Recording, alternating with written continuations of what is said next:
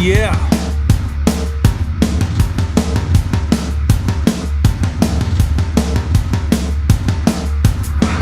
I'd walk the war for you, babe. 1,000 miles with you.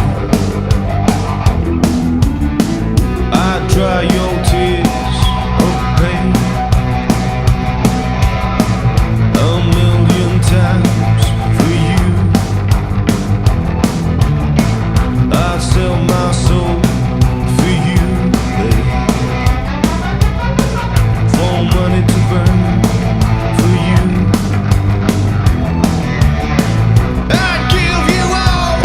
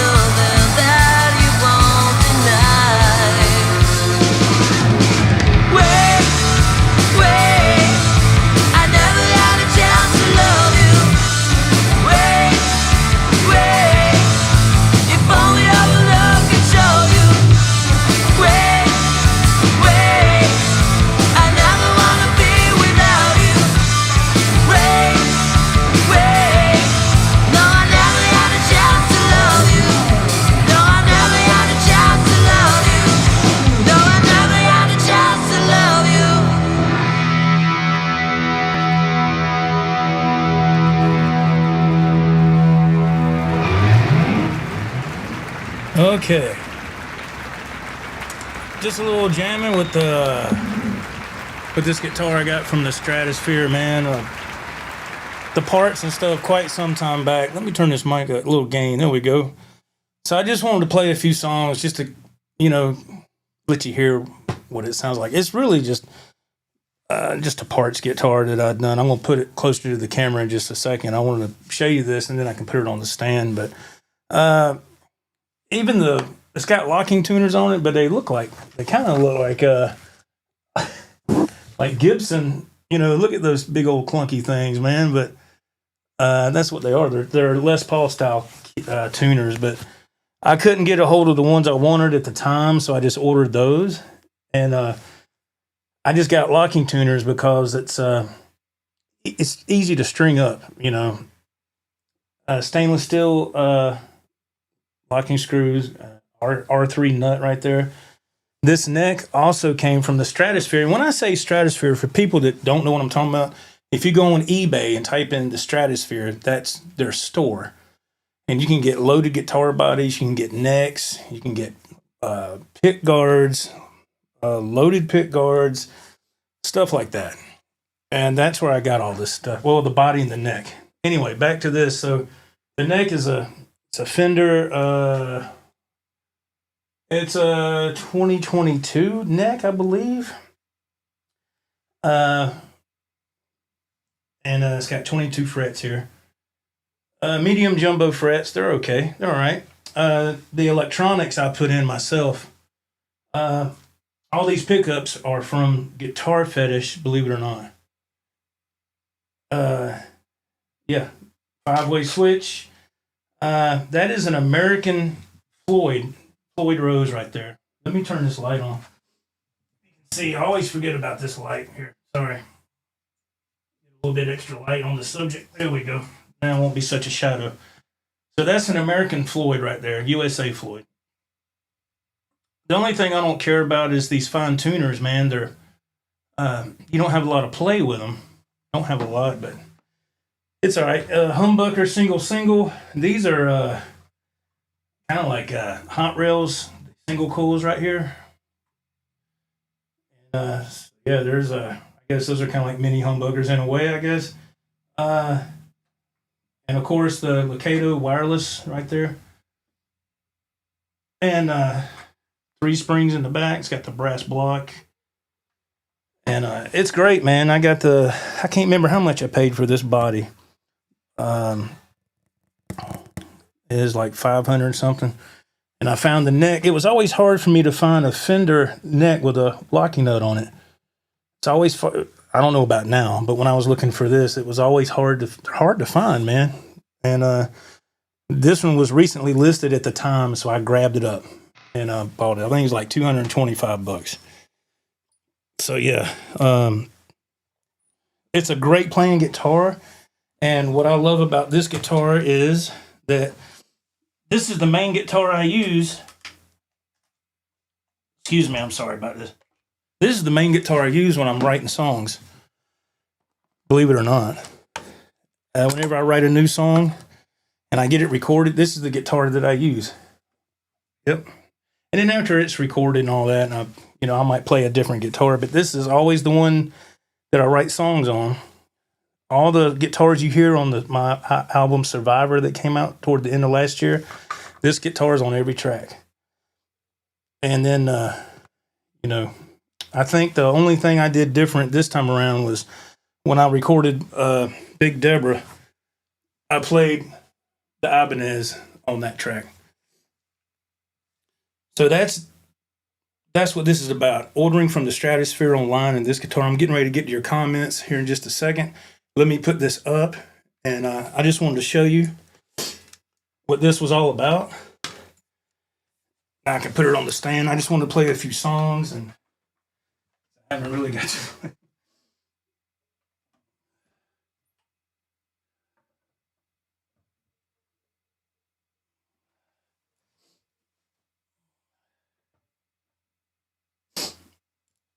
All right. Turn this down for a second.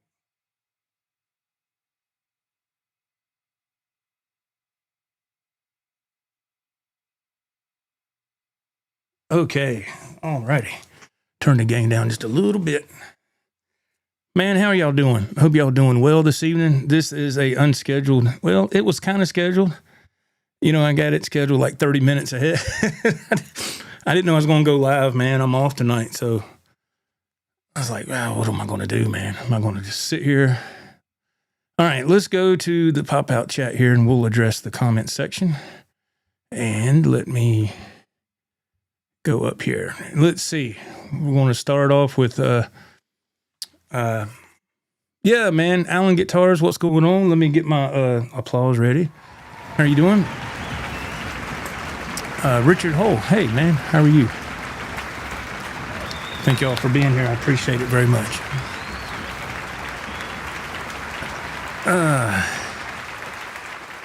MPL, hello. How are you? Nice to see you. Mr. Mike is here. Hello. How are you?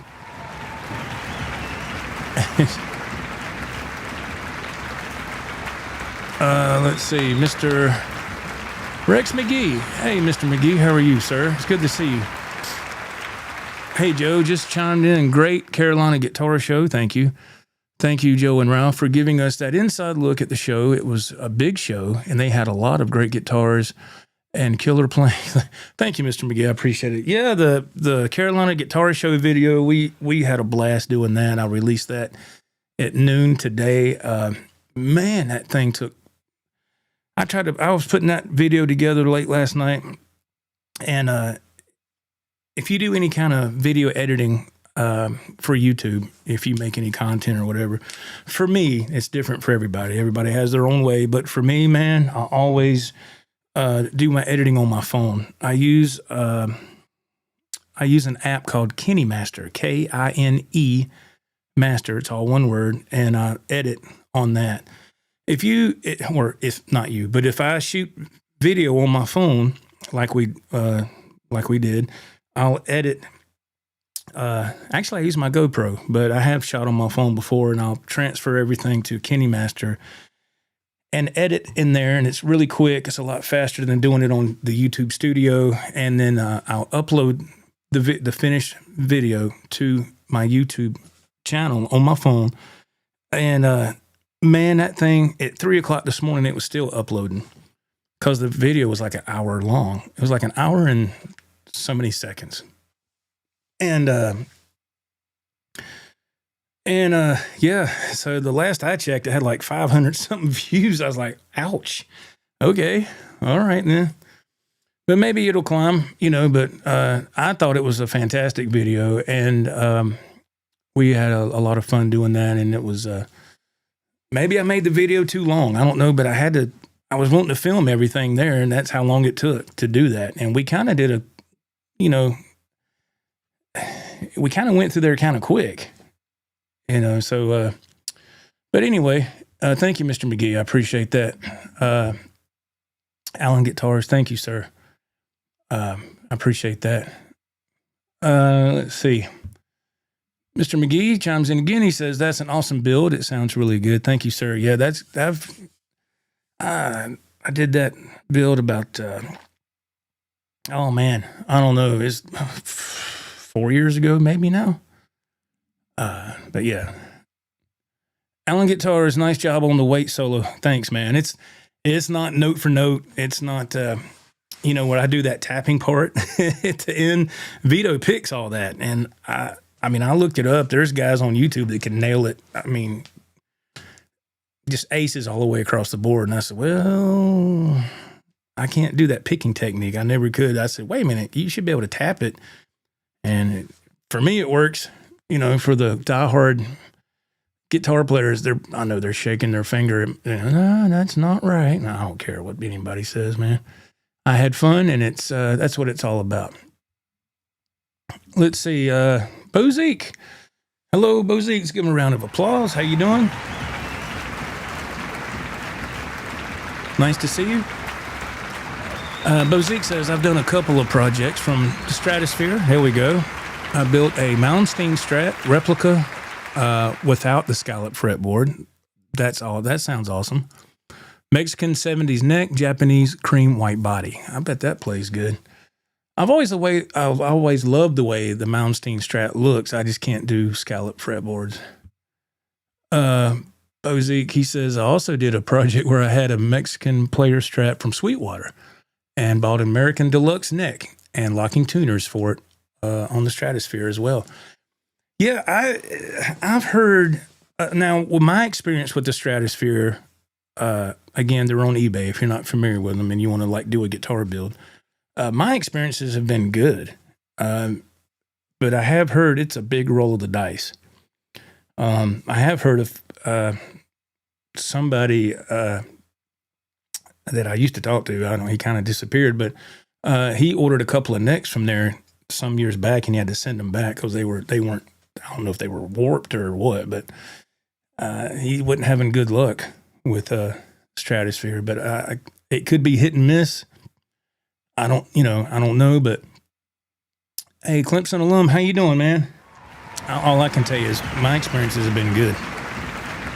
And so I've ordered from them a few times over the years. Cameron Hart, hey, man. What's up, Cameron? How you doing, man? It's good to see you. It's good to see everybody in here. Wow, I was shocked. I didn't think nobody would show up. Let's see.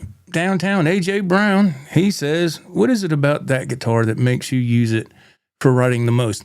Okay, that's a great question. Thank you, sir, for asking that. What steered me toward that Strat was after I wrote a couple of songs with the Suno AI generator, I picked up a couple of guitars, plugged it in, and the pickups in those particular guitars were just too muddy. It was just, I was like, nope, that's not going to fit. That's not going to work. So, and then that I think it's a player 2. I think that's what that body is. I could be wrong, but I think that's what it is. When I went, that was the third guitar I went to, and when I plugged it in, and that's why I always stress, especially when you're playing, doing stuff like this, always wear headphones. You want to hear every little thing, every little detail, because if you don't wear headphones, you can miss a lot.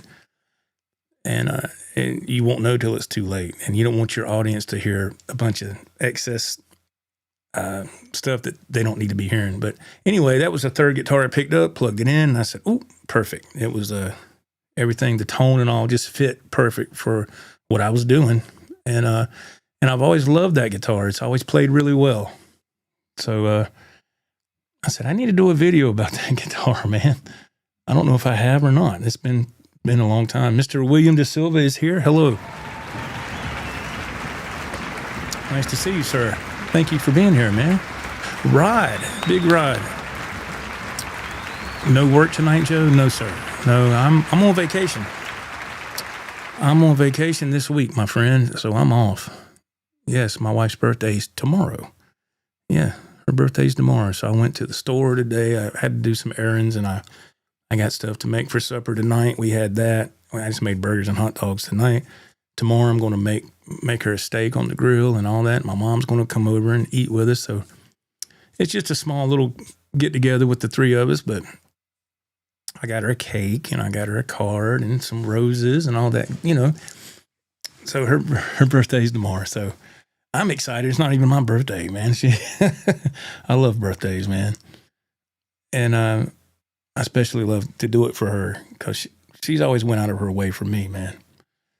And so I try to return the favor. Liquor Master Flex is here. Let's give him a round of applause. All right. A Sunday night chat. Yeah, man.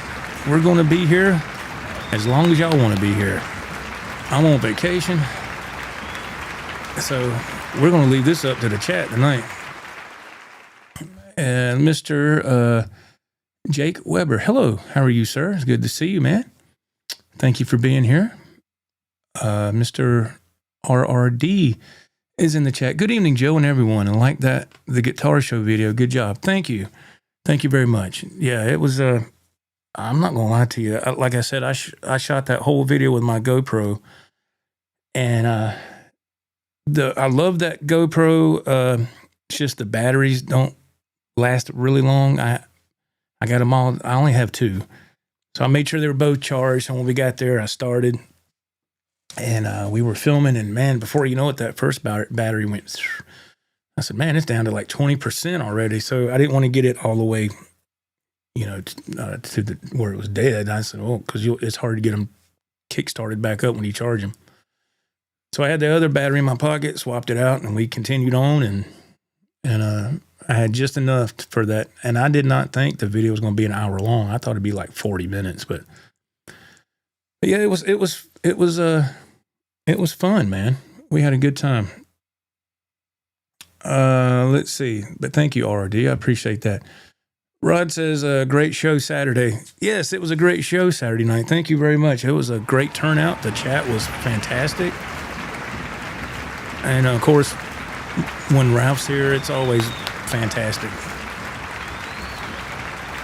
And that poor man, he's been running his tail off, so I'm not going to bother him on this. You want to go live again? I'm not going to do that because I told him last night, I said, man, we're done for a while. Kick back, relax, and enjoy time with your family. Yeah, man, let's see. But Ralph's a trooper, man. He always is, man. He always has been. Let's see. We got, oh my goodness, Texacali Station? Is that right? Am I saying that right? I hope I'm saying that right. If I'm not, I'm sorry. I'm new to your chat. That guitar sounds really good. I'm building a 58 Gibson Explorer replica. Any idea where to find the best quality parts for it at the cheapest price? My budget is $500 for parts. Let's see. I've never built a Explorer. I know what you're talking about, but I've never. I would say I would start with the Stratosphere. I know this mostly Strats, but you can still look. You can, let's see, $500 for parts. Oh man, I would say, no, you don't want to go there. StewMac, I don't know if they'd sell stuff like that. StewMac's good, but they're expensive. Unless you are, if you're a member of their deal, they give you free shipping, but I've only ordered from there a couple of times, and I was like, that's where they got me, was the shipping. I was like, dang, their stuff is great. Don't get me wrong, their products are excellent, but my God, that shipping was kicking my butt. I was like, dang. I would say, man, I would say probably maybe try to Google that as well if you can. I have seen come up on my Facebook page where I can't remember the name of it. I know that's not helping you at all. You're brand new here. You're probably gonna be like, well, screw this, I'm leaving. But I hope you don't. But I've seen on my Facebook feed like guitar builds and stuff that you can buy. And I know the stuff that comes with those builds are junk. I've been there and done that. So I would just see, like your Explorer replica, is it just I'm sure it's not a Floyd, right? It's going to be just a hardtail. So you could, Geiger, there we go. Geiger, you can look at Geiger for a hardtail replacement, your tuners, and you can look at that stuff on Amazon. Okay, here we go. Now it's coming to me. For your pickups, if you want to, here you go, Texacali. If you want, this is what I do. I go to Guitar Finish. Yeah, it's a Finish. Guitar Fetish. And I get my pre-wired harnesses, and they sell their pickups on Guitar Fetish, SBS, which stands for Steve Brown Sound. And you can take those harnesses, and it's all plug and play. You don't have to solder anything. And if you ever want to swap pickups, because you get the pre-wired harnesses from Guitar Fetish, just go on their site and go where it says pre-wired harnesses, and you have to scroll and see if you can find one that's going to fit for an Explorer body, if they have one. Again, these are for the pre-wired. And if you get a humbucker, a couple of humbuckers, and they're like $14K or whatever, SBS, you can get that stuff in. You can plug them pickups in and get them screwed in, the brackets, your pickup brackets, or whatever you call it, rings. That's what I've done. And because I can't stand that. I'm not good at soldering anything. So I always get pre-wired stuff, and it's, tick, tick, tick, and you're done. And so there, I hope that helps a little. I like Guitar Fetish because it won't break the bank. And let's see here. Let's keep moving. I'm way behind. Jake Weber, I noticed you were really taken with every light blue or any blue Fender Strat. Yes, blue's one of my favorite colors. And that one I looked at, I think it was like 1100. It was kind of had a relic look to it, kind of faded. Yeah, it was gorgeous. But I was like, I'm not here to buy a guitar. If I had the money, I could. I mean, yeah, if I had the money, I would. But I couldn't. I was like, ooh, I can't. It's tough going to. It's tough going to a place like that and looking at all those guitars. I'm like, just let me get one, just one. Rex McGee, boy, I wish I could have gone to the Carolina show. Always looking for a good amp for my steel guitar. We have big shows here in Texas, but they are so big you can spend 3 days looking for one. Oh, big guitar shows there? Oh, my goodness. Let's see. NPL, I enjoyed the guitar show video as well. Thank you, sir. I appreciate that. That's very nice. Thank you. Mr. Rex McGee says, happy birthday, Mrs. Joe. Yeah, my wife, her name's Cheryl. Yeah.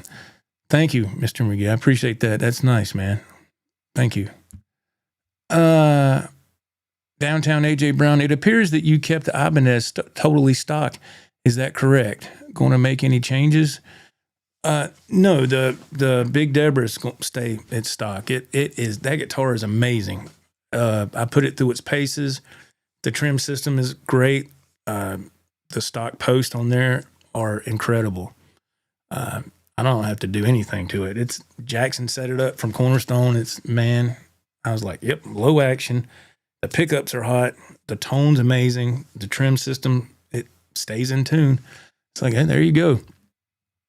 So no, sir, I will not change anything on Big Deborah. It's she will stay stock, as they say.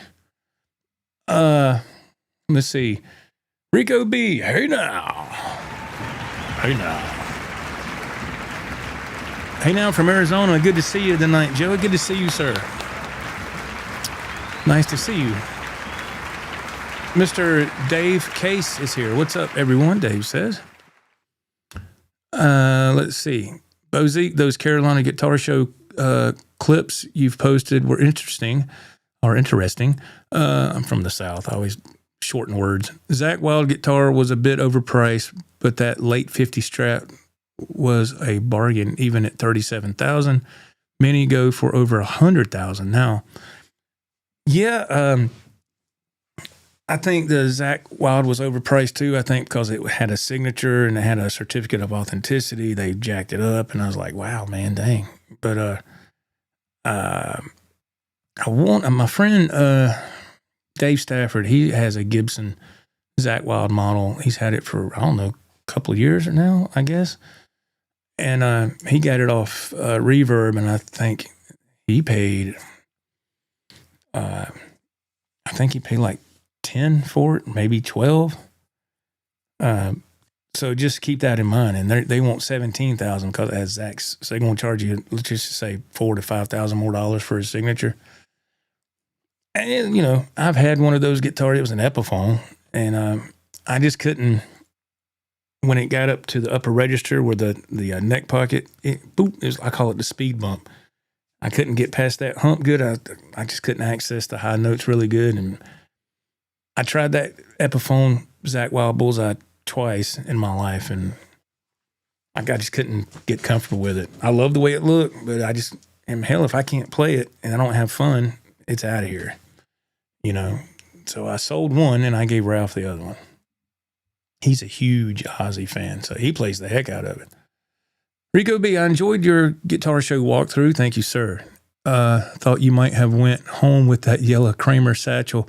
$2,000, yikes. Yeah, I saw that, and it was beautiful because I don't think I think those are out of production. I think now they're Charvel's doing, took over Satchel's guitar deal.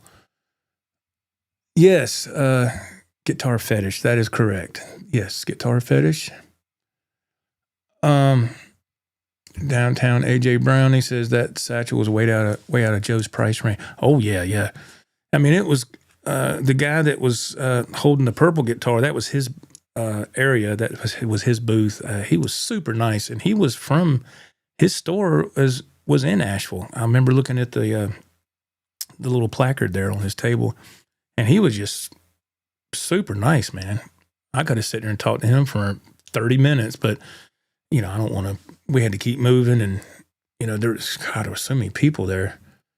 But the people we did talk to, they were great. So yeah, but yeah, that is out of my price range. Yeah, it was beautiful. But let's see.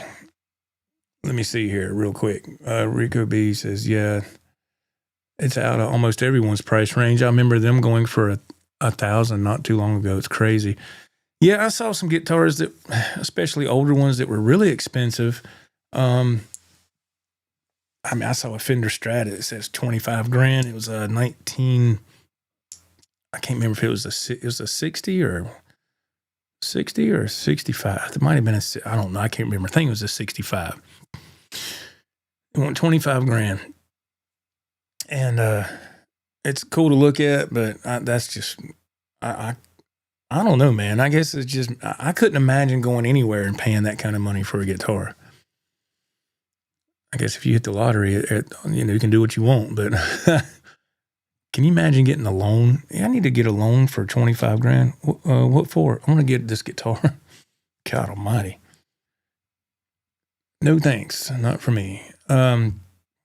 We got Kerry Crouch. Hello, sir. How are you? Hey, Joe, he says. The guitar show video was great. Thank you, sir. I got to stay away from those kind of places. I saw about 6 different ones I like to buy. Oh, yeah. I saw about 4 or 5 myself that if I had the money, I would have nabbed them. Yeah, absolutely. Let's move this chat up here. Mr. Rex McGee comments. He says, he goes, we have the Dallas Guitar Show in Arlington, Texas Guitar Show, and the Mesquite, Texas Guitar Show. You guys would love those. Need an American Express card with unlimited credit. Oh, Lord. Can you imagine having a credit card with unlimited credit? Oh, man. I wouldn't even want it. I'm like, no. I've had my dealings with credit cards through my life, and it just got me in trouble. Oh, man. I was miserable in that time in my life, man. I was young and dumb. Texo Cali Station, thanks. I'm looking at many suppliers such as Sweetwater, eBay, Amazon, Guitar Fetish, Warmoth, Mojo Tone, All Parts, WD, and even Gibson, but just thought I would ask in case I missed one. You never know. Yeah, man, it sounds like you got them all covered. But yeah, I don't know if what I told you is going to help. I'm not, Phil McKnight is the professional with all that, but I'm just telling you what I've done with my experience, which is not a lot, but once in a while I would get something and, throw the parts together, and it was just fun. I don't do that a lot, but once in a while. EE Arts, hello. He goes, hey everyone, how are you doing, man? It's good to see you. Let's see. Oh, for my ninja, what's going on, man? It's nice to see you. Yo, what up, everybody? It's been a minute. Haven't seen you in a while. Man, I'm glad you're here. Is that Neck Diver? Neck Diver, hey, Joe, greetings from Detroit Rock City.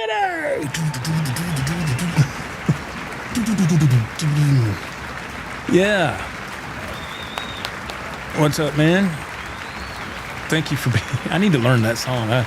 I've never tried to learn that song. I need to learn it just to. I don't know. It's a cool song. Let's see. Bo Zeke. This is gonna make a great question here. I got a question I want to ask you in just a second. Bo Zeke says, if I were rich, I'd pay 6 figures for a 50s or 60s vintage instrument, just for it being a piece of American music history. But as a regular guy with a regular job, 1,800 is the most I've spent on a guitar. That's a great comment. And that sparks an idea in my head. Thanks, Bozique, for that inspiration. What you just what if y'all were able to get whatever guitar you wanted? Money's not an object. All right, just one guitar. Let's keep it. Come on, let's keep it for. Don't I get 20? Just if there's one guitar you can get. What would it be? You know, or are you happy with what you got? You know, I love to ask this question because the answers are from one spectrum, one end of the spectrum to the other. And it's, I find it very interesting what people say. And there's no wrong answers. It's, you know, whatever. But if money was not an object, what guitar would you go for? And if you could go get it tomorrow, what would it be? I'm just curious. Let's see here. Let's keep it rolling and give people time to answer that. Texas Cali, he says, yes, it will be a standard Gibson style bridge, but I have to decide between the ABR1 and the Nashville bridge. Okay. I'm a Strat guy all of my life. Never loved Gibson till now, but love the vintage 58. Yeah. I mean, yeah, it's, I have nothing against Gibson Les Pauls or nothing at all. I love the way they look. And like I said, my only thing is there's two things that one is the neck is just, I think I've played one. It wasn't a Gibson. It was a Epiphone and it had a slim neck and it was decent, but I love to have a Floyd, you know, or at least a Fender style trim where I can have a little bit of vibrato action. I got to have that arm on there. I don't like a fixed bridge, you know, or a hardtail. I just don't. That's just me. But anyway, that's awesome, man. AJ Brown, downtown AJ Brown, that Washburn Steve Stevens guitar with the Andre the Giant graphic would have tempted me. I love his Washburn models. Yeah, it was great. I thought was it Andre the Giant graphic or was it Dracula? I thought it was some, I don't know. Anyway, the graphic was cool. I think it was $1,000. I said, man, where have I seen that guitar? There you go. Steve Stevens. I guess that's it. Yeah. Yeah. Texas Cali, he goes, lots of Southern rockers like 38 Special, Leonard Skinner, Rock the Explorer. That's absolutely correct. Yes. Absolutely correct. And let's see here. Let me scroll this up. We're getting closer here. For my Ninja. Man, what is happening, my friend? Yeah, man, I had to go out of the country for work, and the time difference was rough. Man, I'm glad you're back on home turf, my friend. It's, man, I would not want to leave the country for but you know, for work, I mean, it's whatever you got to do. Just, man, please be safe. Dave Orkin, hey, what's happening? Let's see. Fisticuffer, what is happening? Hi, everyone. I just dropped in. Had you on while I finished up my guitar project today. Thank you, man. It's nice that you're taking time to watch it. That's I do the same thing if I'm doing a guitar build or if I'm changing strings or I'm, you know, doing just regular maintenance. That's what I do. I put it on Phil McKnight's channel and I just peruse through. I'm like, I've seen that one. I'm trying to find something I haven't seen. Usually when he talks about an amp, that doesn't interest me. I'm just not big into amps. I know what I like, and that's, you know, I don't care about no clean amp. No, get this Fender. No, I want something that's got some balls to it, got some overdrive. Man, I want to rock, you know. But but I watch his channel when I'm doing guitar maintenance, and he timestamps all of his stuff, so I can just click. I didn't have time to do that last night for the stream, the show. I had too much going on, and I said, man, I'm not going to lay here and timestamp all this stuff. I said, I was trying to get that guitar show video uploaded, and I said, it'll be what it'll be, man. But thank you, Fisticover. Thank you for watching the video while you're doing your guitar stuff, man. Bozique, if I had the loot, yeah, what guitar would you get if you had the money and money was not an object? Bozik said, if I had the loot, a 50s or 60s Strat or Les Paul, even though those can range into six figures, it's American music history right there. Yeah, there you go. There you go. That's, I don't blame you. Let me scroll this up here. NPL, let's see what he's got to say. I don't care about vintage guitars, way overpriced in my opinion. I have the guitars I always wanted, so I'm good for now. Hey, man, there you go. Like I said, oh, Lord, we don't let that happen. I'm sorry, I hit the wrong button. Sorry for that. Yeah, that's cool. If you're happy with what you got, that was my dream guitar right there. The Frankenstein EV8. I bought it used from Guitar Center, believe it or not. And that was my dream guitar. So I'm happy with what I have as well. You know, I might get an old Strat, maybe, kind of on the fence. I wouldn't get a Gibson. I'd get probably a Fender Strat, like what I saw yesterday. Those are not the 25,000, not that high. I just don't have that in me to put that much into a guitar. I just think, wow. I just like, man, I don't know. Maybe I'm the one that's crazy. Dave Orkin, I'd buy every model of an SG from Gibson and Epiphone. All right. There you go. Charlie S. What's up, Charlie? Make sure I'm not hitting the wrong button this time. Blow y'all's eardrums out. Sorry. Hey, Charlie. Good to see you. Downtown AJ Brown. That's kind of like choosing a favorite album or band for me. Way too many different ones for me to choose an absolute holy grail. Okay. Hey, like I said, no right or wrong answers. It's just an opinion. And yeah, it makes it kind of tough, doesn't it? You can only pick one. Yeah. If you had unlimited funds, you could pick one guitar. What would it be for those who are just joining? Mr. Rex McGee, he says, for him, it would be a Gibson ES335 Cherry Red 1960s with a stock tailpiece with humbuckers. They play great. Eric Johnson plays one and sounds awesome. Yeah, Eric Johnson. Yeah, I know exactly what you're talking about, Mr. McGee. Isn't he a phenomenal player, man? When I first heard Eric Johnson, I think it was, of course, it was off the radio. Cliffs of Dover. Yeah, I heard that. And I didn't know who it was. I was like, man, that guitar, it doesn't sound like a lot of overdrive and all, because his picking hand is so clean and precise. He doesn't need a lot of overdrive. I was like, dang, he's incredible. I've seen him live. He's amazing. Acator, what's going on, man? Let's give Acator a round of applause. How you doing, my friend? He says, if money were no option, I would probably do one of those private stock PRS guitars, go to the plant and pick the wood out. Now, Acator's got it down right there. There you go. He's going to go to the plant and pick out exactly what he wants.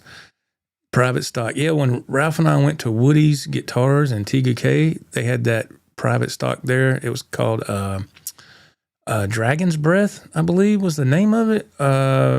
And it was absolutely incredible.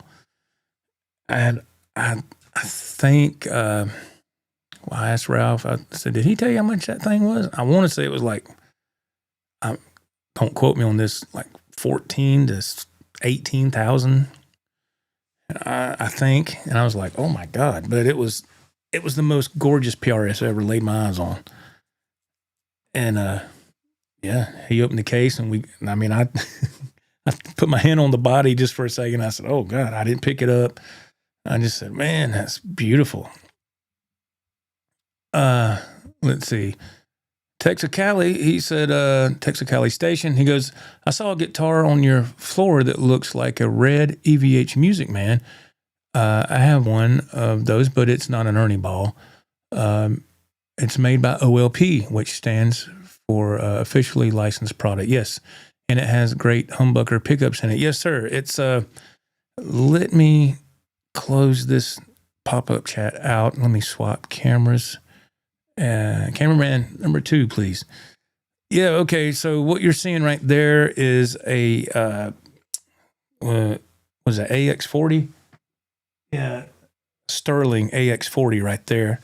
I got that from Audio Centro from Tony, Audio Centro here in Greenville.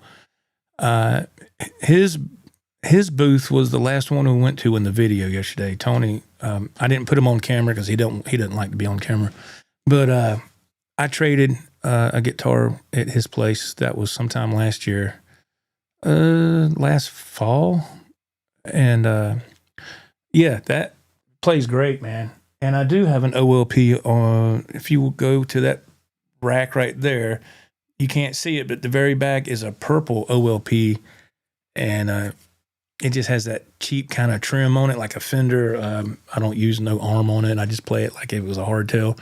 But the pickups in that thing are incredible, and I've had it for many, many years. Let me scroll back up. Had it for many, many years, and when I bought that, God, it was like 2000 or in the late 90s. I don't know. It was $199.99, and I've had it ever since. So Ralph was asking me what's one of the oldest guitars I've had. That's right up there with them. But yeah, OLP are great, man. They're fantastic. I think they're gone now. I think they're out of production. I want to say they are. Randall Vandergriff, man, I thought about you at that guitar show yesterday. I saw a Hagstrom, and I thought about you. Randall says, I want the DV Mark Gen mini tube amplifier that looks like a small Fender amp head. Two others from DV, Mark Gen, and Fender Vaporizer. I hear you, man. That's awesome. For my Ninja, he became a channel member. Thank you. Thank you so much, man. That's nice. Thank you so very much. I appreciate that. That is awesome. That makes my night, man. Thank you. Very kind. Let's see. Is that Liam? I don't know. Oh my goodness. Let's see. I'm just going to say Liam. I don't know if that's right or not. Please forgive me.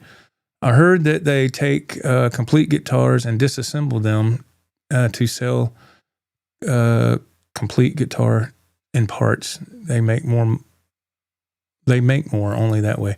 Are you talking about at the guitar show or? Yeah, I mean, I guess, man. I haven't really investigated that. That's actually a great comment. I have never thought about that. We did go to one table that had a loaded guitar body sitting there, and then the necks were over here on this table, which I think is interesting because if you just need a loaded guitar body and you got a neck at home, or vice versa, you can do that, But I have a SRV build that's in the back behind the one I was playing tonight, and the body is an MJT. And it come with a loaded SRV pick guard and got a Fender neck on it. It plays great. Let's see. How much did I sink into that build? That loaded MJT body was like $550 or something like that. And then the neck. Oh man. Yeah, you're looking at it close to, it's right at $1,000 after everything, parts and everything. So yeah. But I couldn't buy an SRV guitar for $1,000. At least I got the loaded pick guard with the Texas Special pickups, and so it's in the ballpark. But I saved some money. That's just me. It was just fun to do. I still like to play a Strat every now and again, single coils. Neck Diver, I bought my dream guitar a couple of years ago. It was a 2023 Gibson Les Paul Standard. I got it at Guitar Center for $2,500. GC had a promotion where it was 48 months, same as cash. It was $65 a month. Hey, man, there you go. There's nothing wrong with that. I'm the king of doing payments on stuff, man. I tell you. I've never went into any establishment and said, let me get that. I've never done that. I was like, do you take, that's why I get my stuff online. You can do 4 payments through PayPal for, I'm like, that's kind of steep. Let's break that up into 12 payments, whatever. I've done that plenty of times, and it works for me. I mean, it's always worked, and you gotta find out what works for you for your budget. Rod, he says that I would never pay more than $1,500 for a guitar. That's kind of where I'm at. Yeah. When I got the Frankie there, it was 16 after tax and all shipping. It was $1,650, so it was a little past my cutoff point there, but I couldn't find anything else cheaper than that at the time. So, but yeah, I'm right there with you, man. That's about that's about high as I'll go. I really don't want to go that high, but I guess it depends on how bad you got the gas, man. Everybody's different, right? Kevin Newman chimes in. He says, Joe, what was the price on them picks and holder? It was, okay. That's when we first walked in. There was a gentleman there that made custom picks out of coins, and then he had some actual picks from guitar players from over the years. And he said and those cases, they were just display cases. He wasn't selling the cases. They were just, that's what he takes all over the place to the shows, is what he was saying. I didn't look at the prices. For me personally, I'm not a big fan of picks made out of a coin. Just me. And I'm not going to sit there and pay a lot of money for a pick that has somebody's name on it that was probably never played by them. It was probably just come out of just something that was left over from a tour from a long time ago. I didn't look at the prices, Kevin. I didn't even ask. I noticed when we walked in, we really enjoyed his display. The lights caught my attention, which was smart on his part. And I said, man, that looks cool. If it was me, my biggest thing was, I wish I had a display case like that. That's what I was looking. I was just blown away by the display cases. I was like, I wonder how much those cost. But I didn't ask how much the picks were, because I'm just not one to go to buy nothing like that. I'm sure some people have, but it just wasn't for me. But I didn't ask, man. I'm sorry. I didn't ask them what the prices were. For my Ninja unlimited funds, I get a Fender custom shop master built Strat. There we go. That's what I'm talking about. Man, custom shop. Let's see. Joey Durant. Hey, Joey, how are you doing, man? Nice to see you. Let's see. I got an Arctic White Epiphone SG standard last year, full guard. Weirdly hard to find, but I love it. They discontinued them as far as I know. Oh, there you go, man. Congratulations. I'm glad you got what you were going for, sir. That's the good thing about guitars. There are so many different options out there for everybody. There were people buying guitars that I saw when Ralph and I were there yesterday that I wouldn't put my hands on. I was like, oh my God. I was like, I wouldn't have that for nothing, but just me. Everybody has different taste. Hey, Mr. Huey, what's going on, man? Dewey, I'm sorry, Dewey, what's happening? How you doing? My chat just disappeared. Oops. There we go. Something happened there. Let me bring it back. Hold on. I don't know why it did that. Come on, don't be like this now. Here we go. Let me go back up. Sorry, it just went. Okay, here we go. This is where I was at. I don't know why it vanished. It just disappeared and said, your chat has vanished. I was like, yeah, you think? Dewey says that, hey, Joe, I came late to the show. I was just watching the beginning of the show. I must say, you're one heck of a player. Oh, man. You're way too kind. Thank you. I appreciate that, man. Thank you. That's very kind. Thank you, sir. Charlie S. If you had unlimited funds, what guitar would you get? That's what people are saying right now. I threw that out there. Charlie said probably get the nicest Nags guitar I could find, or a custom Japanese ESP. That's interesting. See, I like to hear what people would get. That's the. Let's see. Ikater chimes in. He says, "Didn't you have one of those Silver Sky SEs? What did you not like about those?" I did. It was the Carolina blue, like a light blue.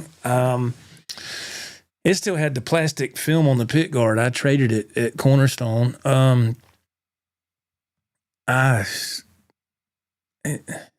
just to me it sounded really thin, and I don't know, man.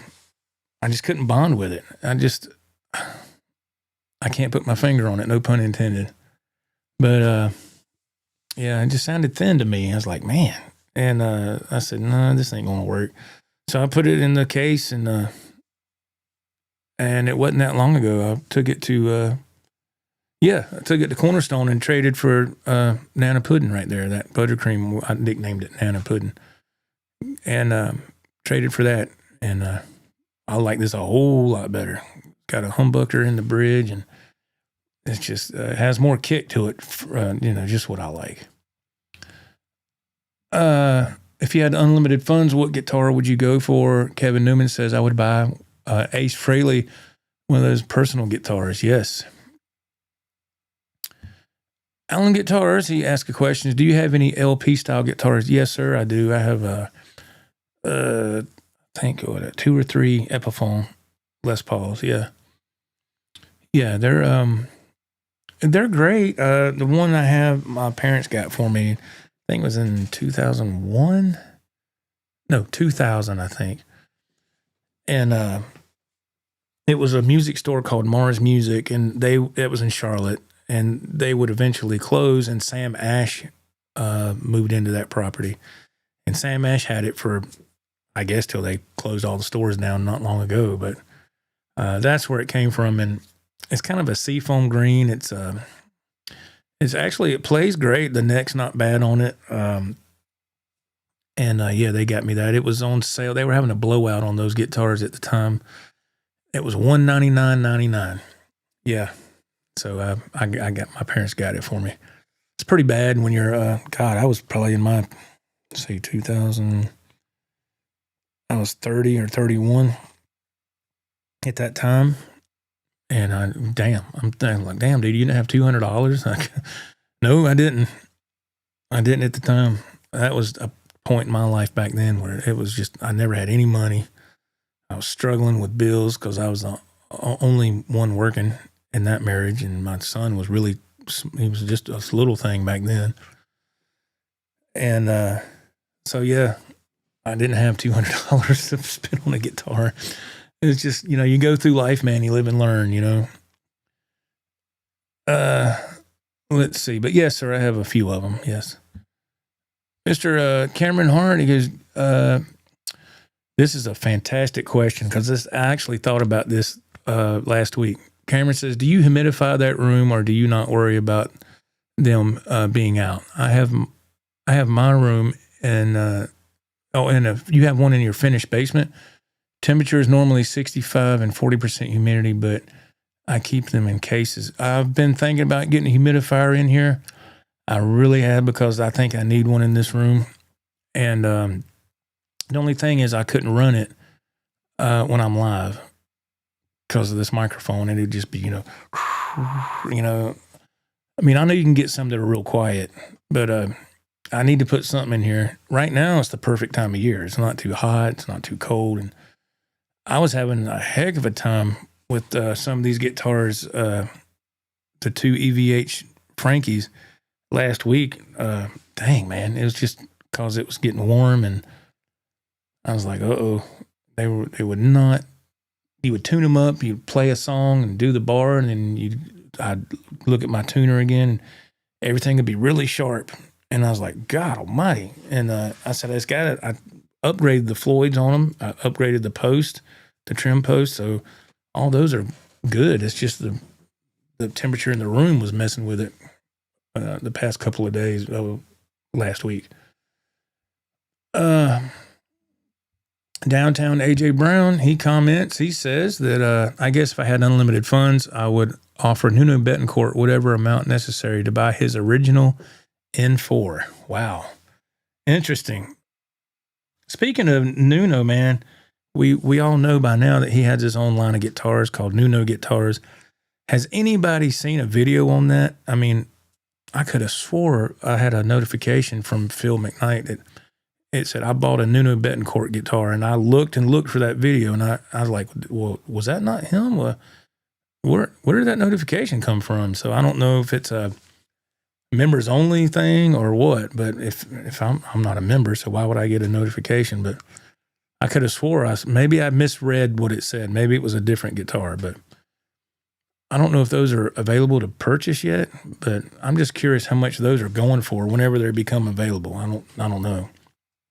When I looked at his site last, it was a while back. It wasn't recent. It was like, coming soon, the site was like, nothing going on there. You couldn't buy nothing. There's just a couple of pictures. But I would love to see some reviews on this guitars, man. I'm just waiting to see how they're going to do. I love Nuno's playing, and he's incredible. So I would hope those guitars are going to be fantastic. White Noise Studio, hello. OLP became the Sterling by Music Man line for Ernie Ball. Okay, thank you very much for that. Thank you. Thank you very much. I was wondering because I don't see nothing that says OLP anymore, so there you go. That answers my question. MPL, how is the Hendrix wah that you purchased yesterday? It's okay. I played it a little bit tonight when we started out. It's all right. I tell you what, here's the what I have here. This is my regular, you can see regular Crybaby wah here. And you can get these, they're $100. And I've went through these. I've went through wahs like crazy over the years because I use them a lot. They'll get dusty in here and I'll spray them down, and after a while they'll just quit working. And but that's a great wah, the original Crybaby, $100. I did have the Vox wah where it was the foot pedal was chrome, and at the time those were $100. Those are now like $129 or $130 something. I did have one. It just quit working. I had it for a long time because Hendrix used a Vox wah I've seen footage with him using a Vox wah for a long time. So I bought one of actually I went through two of them and it gave out on me. I think it's still sitting over there and it just quit working. But $100, you can't go wrong. A lot of people ask me, what wah do you use, man? And it's the original Crybaby, $100. But here's also, I just happen to have it right here. The EVH wah is amazing. And the reason why I love this wah is because it's got two LED lights at the top, at the very tip top. When you engage this pedal, those LEDs click on, they're blue. So when you're looking down, you can see those lights on, the pedal's on. And then you click it off, the lights go off. So I love that effect because like tonight, I was playing Rebel Yell, Billy Idol, and I was getting after the solo, and I went to do a little bit of the quiet rhythm part, and I said, damn, that sounds muffled, because then the wah was still engaged, and I had it cradled back, so I just had to improvise and just use it again for a second, then click it off. But when you got these LED lights, you don't have to worry about that. Now that wah will run you about, I don't know how much the EVH wahs are now. But Hendrix wah is good. It's different. It has a lot more bass to it. But the Zach Wild wah, I had to buy one used. It sounds just like the Hendrix wah. It's spot on the same thing. Same scoop and all that stuff. But I would say my favorite, it comes down between the Crybaby that I just showed you and the EVH. I lean more towards the Crybaby, believe it or not. because it does good for what I want. But all right, let's get back to this chat. I didn't mean to keep y'all waiting. Scott from South Carolina. Hello. I have bought a lot of parts from the Stratosphere, including stripped Gibson bodies. There you go. Okay, so you have bought Gibson bodies from the Stratosphere. I didn't know if you could do that or not. Hence the name Stratosphere, but I've never looked for them either. But that's interesting, man. Thank you, Scott. Joey Durant, he says they kept trying to point me towards the cherry ones, but that new veneer always looked too stripy to me. That's why the cherry was in stock. Okay. Nice. Texicali, he says, I must have missed your guitar show video that y'all were talking about. Is that still available to watch on your channel? Yes, sir, it is. I released it today at noon. So if you just go to my channel and go to the video section, and you should see it right there. YouTube did an update on, I noticed it on my end. It might be different for everybody else, but as a creator, they kind of changed stuff around. And I was like, why did they separate the categories? Well, just have it under videos and be done with it. But they didn't. That's not how it comes across on my end. You got videos, and you got another category that says shorts, and another one that says live. But the guitar show video should be under just the video category, and you should be able to see that, sir. Yeah, we did that yesterday. That was in Asheville, North Carolina, or Asheville, as some people say. I always said Asheville. I'm from the Carolinas, so we say stuff a little different. But I've had quite a few people say, "What? Where was that guitar show at?" It's Asheville, man. Up there in the mountains of North Carolina, almost, pretty much. Let's see. Mr. Jake Weber is chiming in. I always know if I like a guitar as soon as I grab the neck. It takes about 5 seconds. Never buy a guitar you think might grow on you. Just my experience. No, I agree with you. I've learned that the hard way. Yes, sir. There's three things that I go by. Just little rules, and Ralph does this too. The first thing that grabs me with a guitar is the color. All right, color. All right, that passes that test.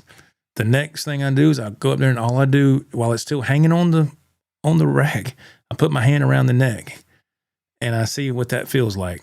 And if that feels comfortable, then I'll get it off the hook, and then we'll play it. But yes. Oh, yeah, I made that mistake a long time ago. Well, maybe I'll like it. I don't know. Yeah, I learned that the hard way. Slick Rick, what's up, Ricky? What's up, man? How you doing?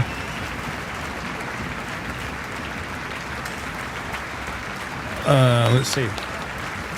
Ricky Hoyle says, man, that show looked really good. Thank you, sir. Yeah, it was nice. They had it again today. I think I don't know what time they stopped today, probably around, I don't know, Sunday, was it 6 maybe? I don't know. Could be wrong, but I was thinking, man, can you imagine being a vendor there and loading all that stuff up and taking it back to wherever you were coming from and having to unload all your stuff and get it put up? Like if you were running a store and you got to get everything put up and put back in your store so you can open tomorrow on time. Good God. There's going to be some people working late tonight, trying to get their inventory squared away so they can open tomorrow, I would imagine. But thank you, Rick. I appreciate that, man. Yeah, we had a good time up there, Carolina Guitar Show. Let's see here. Rico B, he says, Joe, the Nuno site has all the pre-order pricing listed. Okay, so they've updated that site since I've looked at it last. Okay, I'm just wondering how much they're going for. Let's see here. AJ Brown says, I believe the Nuno line is up and running now. Guitars are between $3,000 and $6,000 on the website. I admit, I only like the N4 copies, but that original N4 has all the mojo. All right, let me stop right there. Okay, $3,000 to $6,000. This is an example of what I'm talking about. If that's the case, now I haven't looked at any numbers myself. If that's the case, I'm already turned off. That's just, I don't know, man. I just think that's kind of steep, man. Come on, man. A brand new guitar company, and you're coming right out the gate with prices like that. You don't have nothing to compare it to. It's like, I don't know. I don't know. That's just my opinion. Man, that's a lot. That's a lot. But, they might be great. But then again, my limit's between 1,000 and 1,500, and I see it says $3,000. If that's right, I was like, what? And that's I don't know. I think that's a little bit much, but that's just my 2 cents. What do y'all think? Am I crazy? I mean, man, y'all let me know.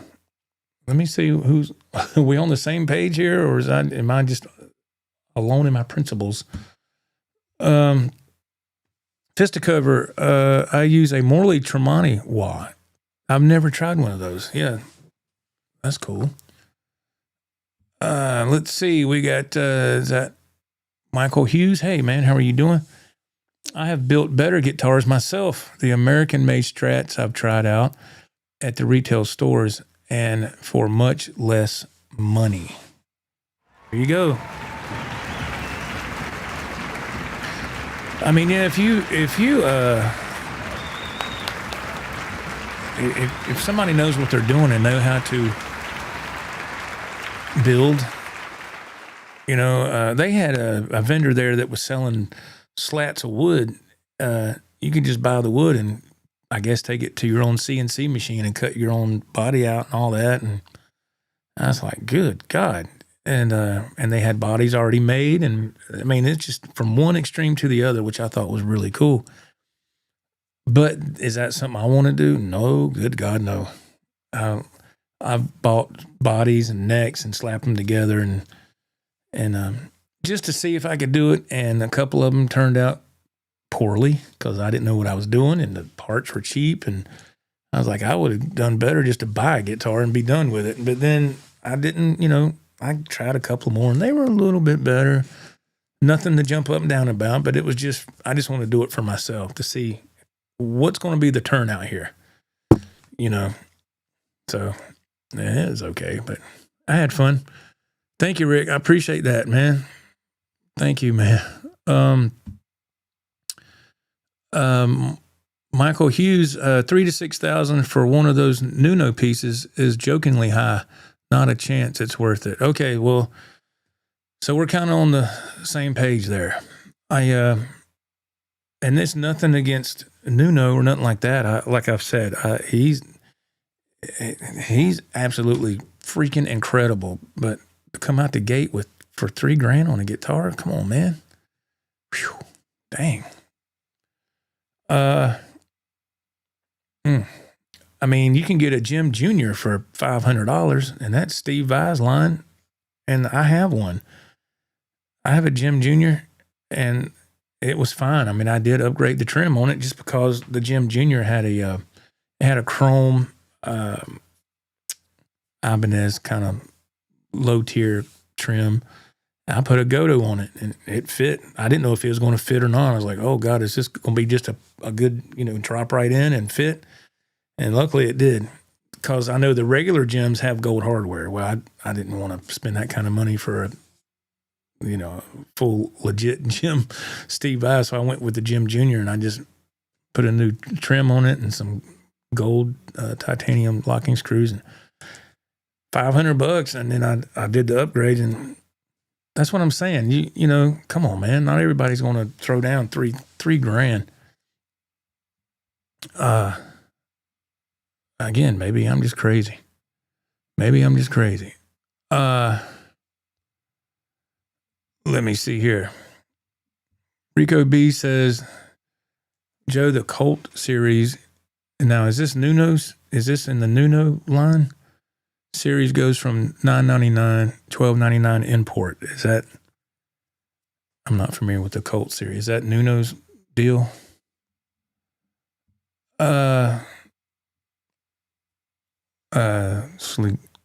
Sligari? Is that? I'm not sure if I'm pronouncing your name right. You agree? Is that okay? You agree with the price I'm saying is a little high? Oh, so he's naming these like after horses. I see colt. I see stable. Something to do with the Wild West or something. Oh, it's the USA series, the stable, $27.99 to $32.99. Man. Dewey says that 2,500, anything over that, I'm out of my comfort zone. So your limit is 2,500. That's a good spot, man. That's more than I want to be, but like I said, everybody's different. I mean, in my opinion, if you spend, let's just say, $7,500 for a guitar, and like Dewey said, his limit's $2,500, how much better are you going to get spending another $4,500 or whatever? I mean, where's the difference at? What fills that gap to where like, yeah, this is worth it, and down here's $2,500, and that always, just for me personally, it just blows my mind. I could see, like, if we were talking about automobiles or something, that's totally different. But with guitars, I know people are going to say, well, quality and, whatever. But a lot of that stuff, man, you're paying for that name. And that's fine, too, if that's what you want to do. But I don't know. Again, maybe it's just me, man. Y'all let me know. I'm just like, wow, it's a guitar at the end of the day, man. It's a guitar. I mean, if you really wanted to, you could get a nice Epiphone or a really nice Squire or a Made in Mexico Strat. And if you wanted, you could put some upgrades on there. Hell, you're golden, man. You're fine. So I don't know. I'm just, again, it's personal preference. I know that. And I'm not trying to start nothing here. I'm just spitting out my opinion. Y'all feel free to share yours in the chat. I would love to read it. All opinions are welcome. AJ Brown, he says, I think Nuno knows it's a niche brand, but knows he has enough of a fan base that will spend that kind of money to get one, kind of like the EVH Lime. Again, I would on that comment, my response is, well, the EVH line has enough sense to put out a standard that's what, $7.99 to $4.99, an entry level that's still great quality. The EVH Wolfgang standards are amazing. I think I have maybe one left. I've sold the ones I've had and I've traded them, and I think I have one left. I think. I want to say I might not. I need to do inventory, but yeah, AJ, I completely understand where you're coming from, and I'm not saying you're wrong. I'm not, but you know what? He might have a family that will throw that kind of money down, and if so, man, that's fantastic. I love Nuno, man. I only wish I could play a tenth of what he does, but at the end of the day, man, it's going to come down to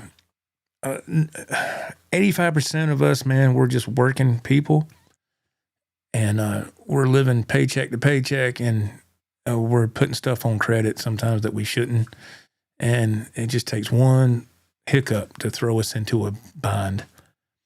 And so, that's how it is for me anyway. So that's why I say, when you're coming out the gate with $3,000, I'm kind of like, Again, there was another line that was $1,000. That's more feasible to me. I don't know. I want to. That's why I'm waiting to see these review videos. I'm really want to see what's people are going to say, because people are going to be honest. They're going to be honest, and they're going to tell you, because I don't know if they're going to send any of those guitars out to the big time YouTubers. The only big time guitar YouTube channel I'm subscribed to is Phil's channel, and I know he's honest. That's why I like to watch him, because he shoots straight, man. It doesn't matter. He'll say, and You know, I think all the guitars he does, he buys those anyway. So I think that's a good thing about buying the gear, because you can shoot it straight because you paid for it. And I'm sure he's had some companies send him stuff too, I guess, you know, but he gives you it the straight across the board. He doesn't sugarcoat it. And I respect that. So that's why I thought I saw that notification. I said, did it say he bought a Nuno Bettencourt guitar? Or maybe I just misread it. I guess I misread it because I never saw nothing. My dumb ass. Hell, you never know. I need an eye exam anyway. Yes. Okay. Thank you, Rico. He says, yeah, the Thoroughbred is the USA handmade for $499.99. Oh my goodness, $49. Oh, $5,000. Okay, handmade. That's important right there. Handmade. Ooh. Okay. I guess that's why it's so expensive. Handmade. Let's see. Bent Tom, he goes, Joe, it's good to see you. Hey man, how are you doing? Haven't seen you in a long time. I hope you're doing well.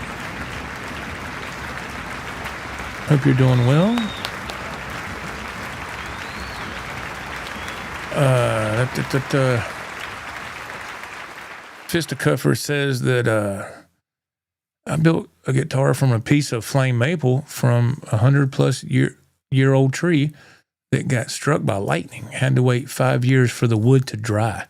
It looks really nice, but I messed up on the neck pocket. Oh man. Do you have enough can you do another one? I don't know. Maybe you've already tried that. Let's see. Kevin Newman chimes in. What are you going to trade for that Bumblebee? I know you're thinking about it. Yes, it crossed my mind. I don't know, man. I don't know if I have anything that's, I need to go through my stuff and see what I feel like trading. A lot of the stuff that I wanted to trade, it's gone, but I was able to get something a little bit better. So, and like I told you, I had to start downsizing. So I don't know. I need to look and, let's see here. Tom's talking to some other people. That's great. Let me scroll down here. Let's see what people are saying. Decatur says the main thing for the higher price on a guitar for me is the quality of the wood and the figuring of the wood grain. You can get by cheap on that, but you have to use wood veneer. Okay. Hey, fair enough, man. MPL chimes in. He says, I got a settlement last year and bought an Ernie Ball Music Man, most I've ever paid for a guitar.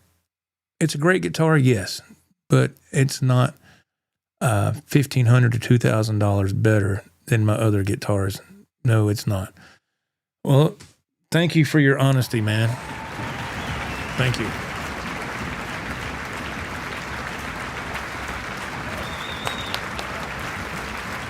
Yes. Now the yes, Rico. Yeah, the Wolfgang special. The specials, yeah, they're more expensive. The import $14.99. Yes, USA $43.99. That's correct. And but the standards are kind of an entry level for that line. Wolfgang USA Ed Signature $48.49. And yeah, that's some money, isn't it? But yeah, I did have a couple of the Wolfgang specials back in the years ago, but when I bought them, they were $1,000. Then, man, they're up to $1,500 now, because they got a lot of different flame tops too. I saw a used Wolfgang special yesterday at the show. It was $749. It was in fantastic shape. I wanted to pick it up and play it so bad, and I said, nope. Keep walking, man. And it was beautiful. Yeah. Slam RN, hello, how are you? Thank you for being here. Let's see. Thank you for participating. Thank you so much. Fisticuff, most I spent was $1,800 on a new ESP E2 in 2019 before the prices went crazy. Yeah, you got it just in time. Just in time. Because everything went through the roof, didn't it, man? In 2020, oh my God. I mean, everything.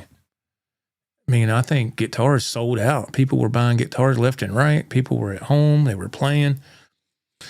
And, yeah, that was with a lot of stuff.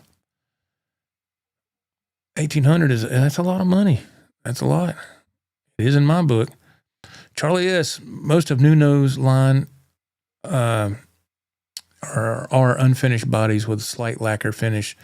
Lots of bread for that. Yeah. Yeah, it doesn't have a lot of, when I glanced at it, I didn't see some that were, I need to look again, but yeah, they were kind of unfinished look to it, which I thought looks cool, but Dewey says, that's why I watched Phil McKnight, his honesty from the first video I watched. I got that sense from him. Yeah, me too. Yeah. I've watched, I would watch him off and on for years. And then the past couple of years, I started watching a lot more regular. I remember when he was shooting videos on his phone in his house. I guess it was in his house, in his living room or something. And I was like, who is this guy? And then just the way he would talk and the way he would, because it's a great name for his channel, Know Your Gear, because, man, he knows it. And I'm like, wow, dang. I said, man, that's pretty cool. And so I learned a lot by watching him. I really have. Let's see. Satch Rules. What's going on? Satch Rules. How are you, man? It's good to see you. Hey, Joe, I know if you spend at least $1,000, you will get a killer guitar and mod it the way that you like. That's what I like doing. Yeah, absolutely. I mean, if you want to mod it a little bit, yeah, man. And you shouldn't have to mod it much. Not if you're dropping $1,000, not in my opinion. But have I in the past? Yeah. Should I have for that money? I don't think I should have. But like I just said, I modded some on the Frankie. I was having trouble with that stock EVH branded trim. And I was like, what is wrong with this thing? And the same with that other Frankie. And I upgraded those. And once I get everything straightened out with the temperature in here, if the Mother Nature will give me a break, they'll stay in tune a lot better. But yes, let's see. We got Justin Fleming. He goes, Joe, my boy, what's going on, man? How you doing, Mr. Fleming? Nice to see you. Allen Guitars. That much money, I want a quilted maple top with nice color, abalone inlays, nice binding, handcrafted. Nuno guitars seem to be plain wood with no fancy tops. Okay, there we go. So people are putting in their 2 cents. I appreciate your honesty, y'all. I really do. Again, I'm not trying to throw no negative vibes at anything. Just asking opinions here. And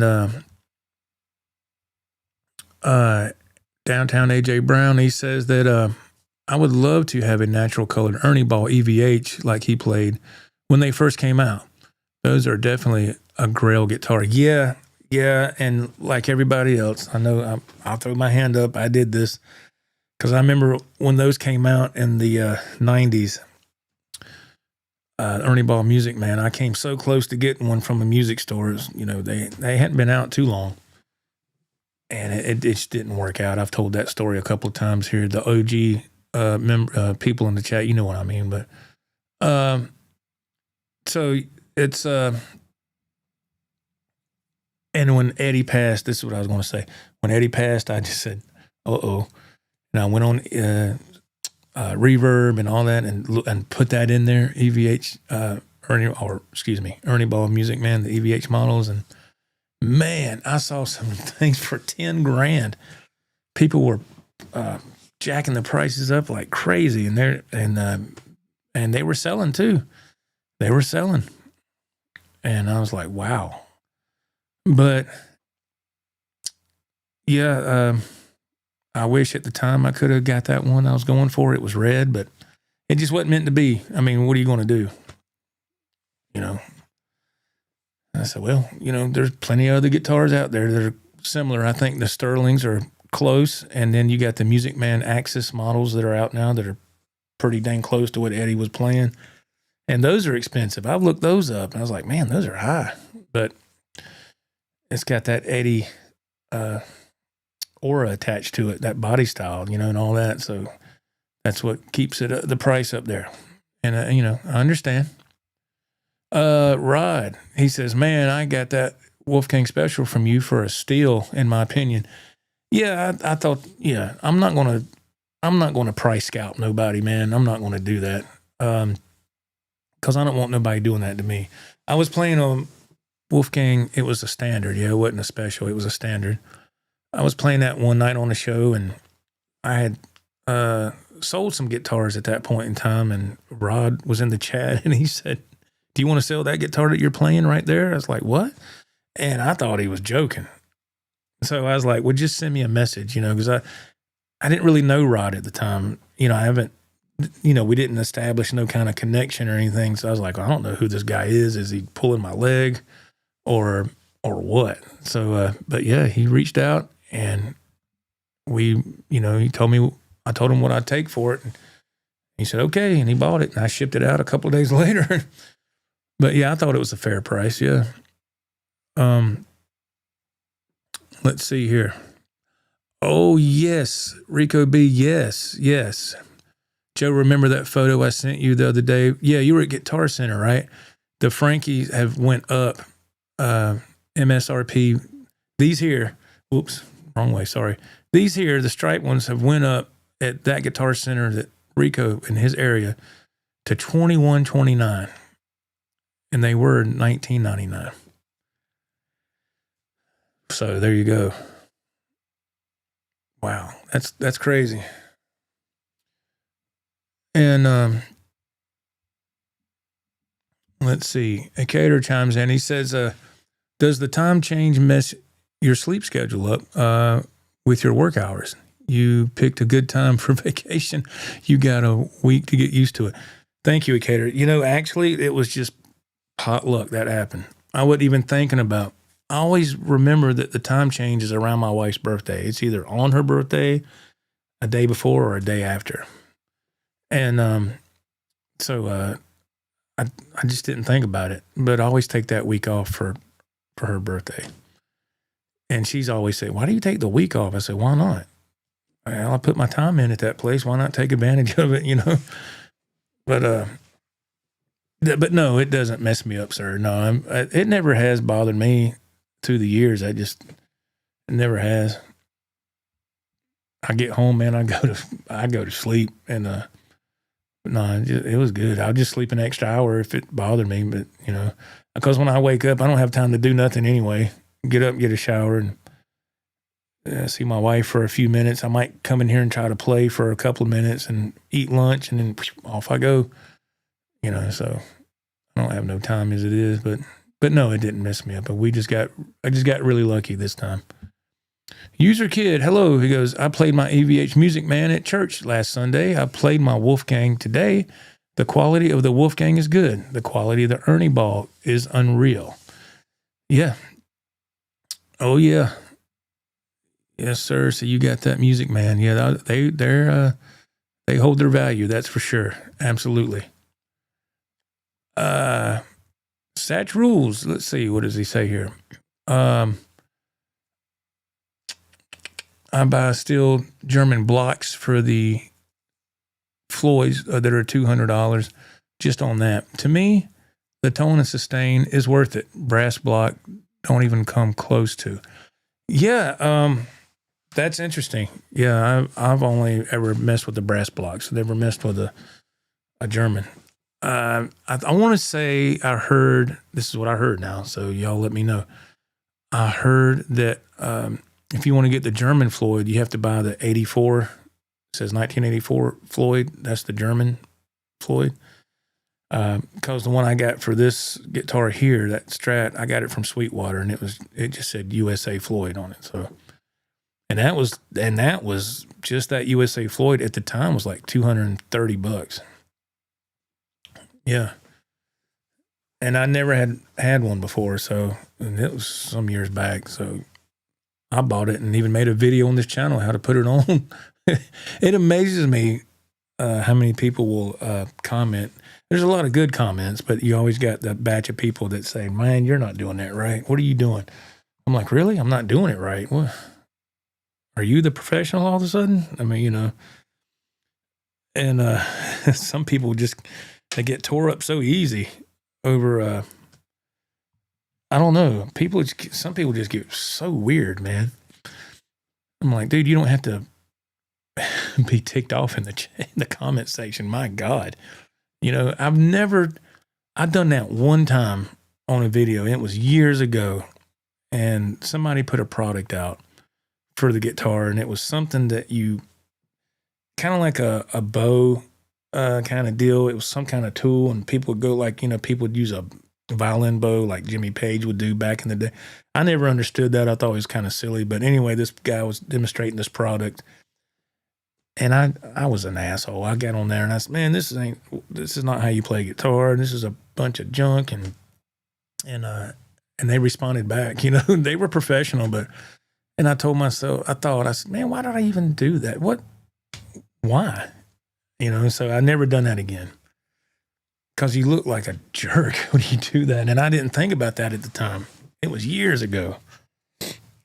And so I just I don't do that. Let's see. AJ Brown, let's see. He says that you should surprise her with a camping trip. Yeah, that was shot down. Yeah. Yeah, that was shot down. But hopefully in May, that's my next vacation, and that's when my birthday comes around. I'm definitely going to book some time at the campground. And before it gets too much later, I want to get it reserved and get a better spot pick of your campsite if you book early. So, okay, Justin Fleming, you have to forgive me. What is the price range on what's that? I'm not sure what. I've went so many different ways here. You have to help me out. I'm not quite sure. Thank you, Rico. Man, yeah, be careful. Thank you so much. We're still hanging out, y'all. It's a free-for-all Sunday here on the Joe Wentz Project TV. Oh. Okay. Thank you. Okay. What difference between the Music Man and Axis and the Wolfgang? Now, to be fair, Justin, I've never played a Music Man Axis. I don't know. So I can't say. The Wolfgang's specials and standards I've always liked. I was just really impressed with the quality of the standard, which is like the lower tier of that EVH line. But I've never played a Music Man Axis. Now I do that. Now, if you're talking about this, that's a Sterling Axis, AG40. But it's not it's not a Music Man, but it's kind of a lookalike. That plays great. That guitar used was right. It was $600. Yeah, and I just love the color. I think the color is amazing. The pickups are pretty good. They're not super hot, but they're hot enough for what I do. You can always fix that with an overdrive pedal, but I don't want pickups that are too weak either. I gotta. Here's how I gauge how, and Ralph told me the same thing. He does the same thing, coincidentally enough. How I test how hot a pickup is before I use any pedal. Y'all might do the same thing. I try to do pinch harmonics, just the guitar with its pickups, going through this setup, and see how clear that comes across. Can I get the pinch harmonic really easy, or do I have to work? Does it fade out quick? And that, to me, that tells me the pickups are either poor, okay, or they're great. Now, I will tell you this. I have an EVH Stripe series. It's the white and black stripe. It's got the black pick guard, just like what Eddie had off the first album, right? And it's from EVH, and that pickup stock, I don't know what they did. I guess when they wound that pickup at the factory, they put extra windings on it or something. But that pickup is extremely hot. You don't even have to use a overdrive pedal with that thing. I was like, damn. I was like, how come all my guitars don't have this? But I had to do a lot of work to that guitar to bring it back to where it needed to be. It was, it just, it wasn't in the description when I bought it, but I was kind of hit with a, like, oh, here you go. And I thought, something ain't right with this thing after I played it. And I, had some things to do, but I was able to get it. Scott from South Carolina, you can write a song for your... No, that's not her name. No. You can surprise her with a new guitar. No, we don't want to do that. No. Oh, man. Let's see. Where are we at here? It's a free-for-all Saturday. Look, I don't even know what day it is. Sunday night, y'all. Satch Rules, Joe, my Kramer with that German steel block with a Bill Lawrence USA, Bill and Becky made through a Plexi is absolutely insane. The sound and sustain I get. Isn't that cool, man? That's awesome. That sustain is man, that's just really fun right there. You can... Kevin, yeah. Hey Butch, how are you doing, man? How are you doing? Nice to see you, man. Oh, good to see you. Kevin Newman says you can take her shopping. Just swing by and get the Bumblebee. Yeah, I want to be able to live to see next week, y'all. Come on. Oh my goodness. Let's see. Let's see what we got here. User Kid says the neck on the Music Man is different. They copied the neck shape from the Kramer 5150. That is what I also read. Yep. The top on the Music Man is flat, not arched like the Wolfgang. Correct again. The Wolfgang standard has a flat top. Correct for the third time. Yes. Ding, ding, ding, ding, ding, ding, ding. There are a lot of differences, yeah. Yeah, I heard that the neck on the Ernie Ball Music Man EVHs were really small and almost too small from what I heard. And I heard they corrected that issue when Eddie got with Peavy, and they made the neck more suitable to, I guess, to what he was talking about. That's what I heard. Now the Peavy Wolfgang Specials, I have one of those left, and I love that guitar. That neck on that thing is nice. And if you watch the guitar show video that Ralph and I went to yesterday, if you see when I go to the Cornerstone booth, and I talk to Jackson and Art for a second, and I walk around, and you see that Tobacco Burst Peavy Wolfgang Special hanging there, that used to be mine. They got $800 price tag on it. That used to be mine. Excuse me. Yeah. And I said, man, I'm surprised that hadn't been sold yet. But, yeah. Scott. Oh, man. That's hilarious. Y'all are funny, man. That was fun. Yeah, we actually have one humidifier in the facility in there because this house is old, and so usually we'll turn it on if you got to use the shower or something because it just, man, this house, we struggle in this house in the peak of summer and in the peak of winter. Spring and fall, which those are the shortest times of the year, it's great, but then that doesn't last long. It's like, oh my God, like what is going on, man? Ugh. But I put you can see, I'm using the camera too. The blind's down, but if I were to raise this blind up, there's a little window unit, AC unit I put in a couple years ago, and it does okay. It says Amazon Basics on it, so it's all right. It doesn't pull a lot of wattage or nothing, but in the middle of the summer when it's really bad, I'll come in here and I'll sit in this chair and I'll turn it on and just sit here. And if I'm coming here to play, if that's the case, I'll shut the door, turn this thing on, and let it run for a little bit, cool the room down, especially if I'm going live that night. Because when you go live, you got to cut that off. You would not be able to hear me over that thing.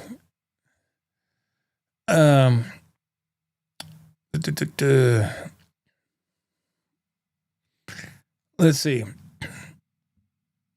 AJ Brown. Yeah. Oh, that's already been taken care of. Yeah. Oh, yeah. Yeah. Yeah. Oh, speaking of the iconic cabinet, when Ralph and I loaded it up in his, he drove his SUV over here yesterday, and I said, "Man, can we load this in the back of your SUV and take it home?" And we took it out of the box, and you can see where some caster wheels or wheel casters, what do you call? I always say caster wheels, go in. And I was like, "Are those threaded, or is that, it didn't have any wheels with it?" And I was like, "Oh, it's just got the little rubber boots on the bottom." So I looked at Sweetwater earlier today, and I typed in, I Googled it first, what type of size caster wheels for the 5150 iconic 412 cabinet. First thing that popped up was a picture, and it said Sweetwater, and it said these you just put in there and pop them in. And it has little screws, so you can, if you have to, you can screw them in so they'll stay.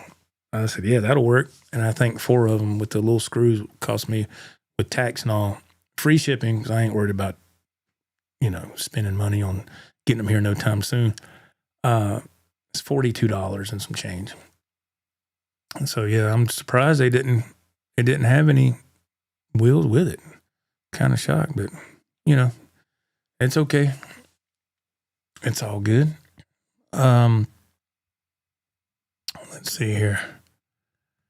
But I'm looking forward to trying that amp out whenever I can't talk about that. But anyway, Ralph will come over again before I go back to work, and the head will be delivered, and he said he'd be glad to take it back. And I got to make sure to tell him, because when you, if you don't know, if you've never messed with a half stack or a full stack or whatever, you got to have a special cable coming out from the back of the head to the cabinet. You can't just use a regular guitar cable. It's a lot thicker cable, and I got an extra one back there behind that half stack.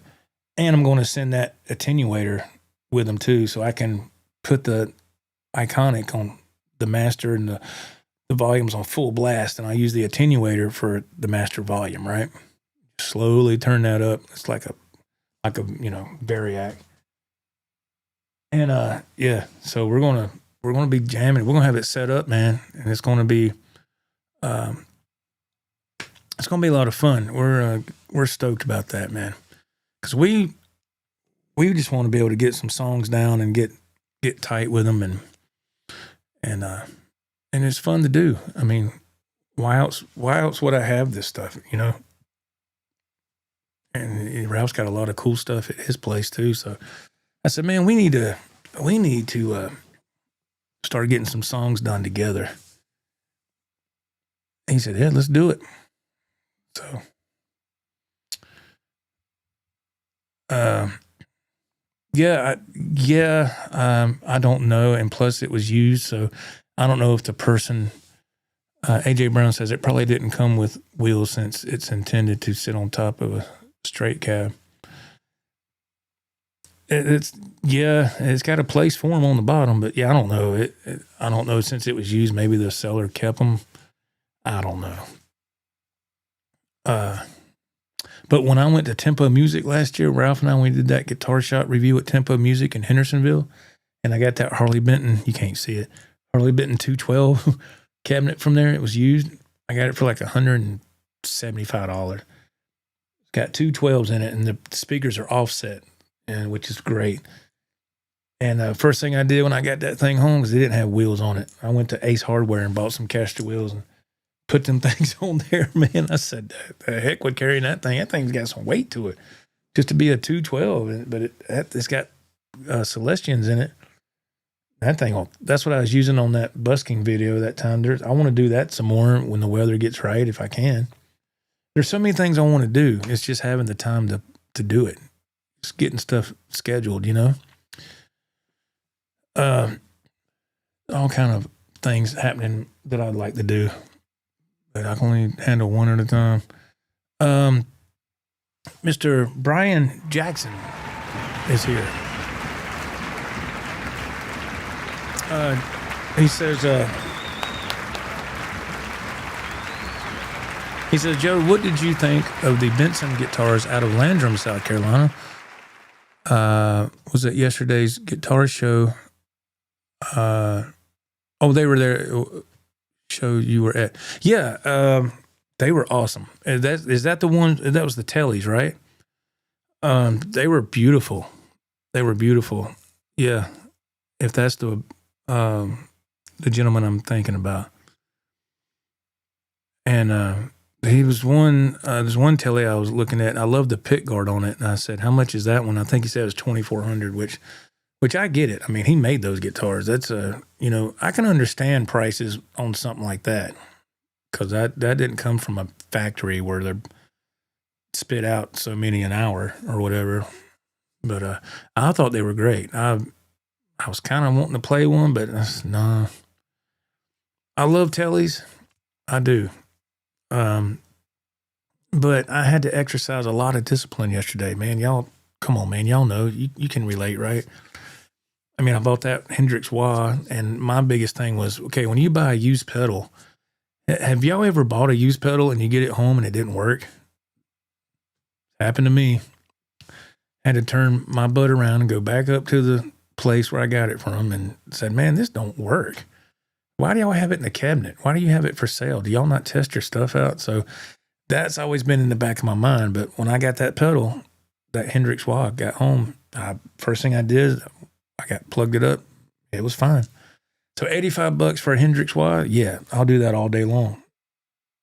I thought that was a great deal. But I did have to exercise a lot of discipline there, because there was quite a few guitars I was wanting to play, but I knew if I were to do that, I'd go right in that trap. And I said, no. Let's see here. But I thought they were great, Brian. I thought those guitars were gorgeous. They were nice. Hey, Cater says, those slightly smaller 212 half stacks are decent. Marshall, 212 half stacks are decent. I got one of those from GC for about $100. Wow. That's all right there. Let's see. Let me see. AJ Brown. Yeah, I had a JCM 800 slant cabinet many years ago, and I had to buy casters for it. Yeah, when we went to Tony's booth for Audio Centro, he had that Marshall full stack JCM 800. I said, oh my God, man. I said, that, again, if I would have had the money, I would have bought that stack, and it would have came home with me. Well, no, it would have went home with Ralph, because I can't put it nowhere near. But that's my dream stack right there. The Marshall JCM 800, that full stack. Oh my gosh, dude. That screams 80s, man. I love that, you know. But and you know what? I've never played one. Never played through a Marshall stack. I got a Marshall cabinet right there, but that's a Katana head, which solid state 100-watt head. I love it. My wife got it for me for Christmas years ago, and it sounds amazing. People were dogging Katana years ago, and I thought, man, why? You can switch it from 5 watts to 50 watts to 100 watts. That thing just comes to life. For a solid state head, shoot, man, come on now. I was like, yep, that's me.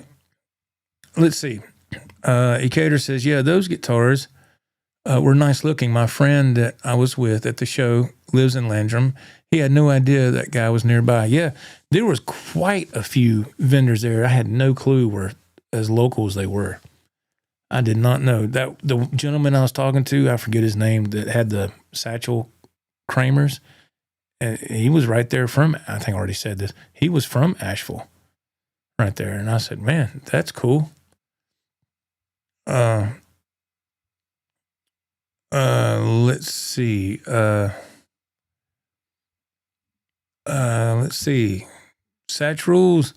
Hope you have a great week. Talk to you. Yes. God Guitar Coffee for Life. All right. Thank you, Satch Rules. Thank you. I appreciate your kindness, man. Very nice. Brian Jackson, he says, blessings to you all. Always love the content, Joe. Oh, man. Thank you so much. That's really nice. Thank you. Appreciate that. Super kind. Thank you.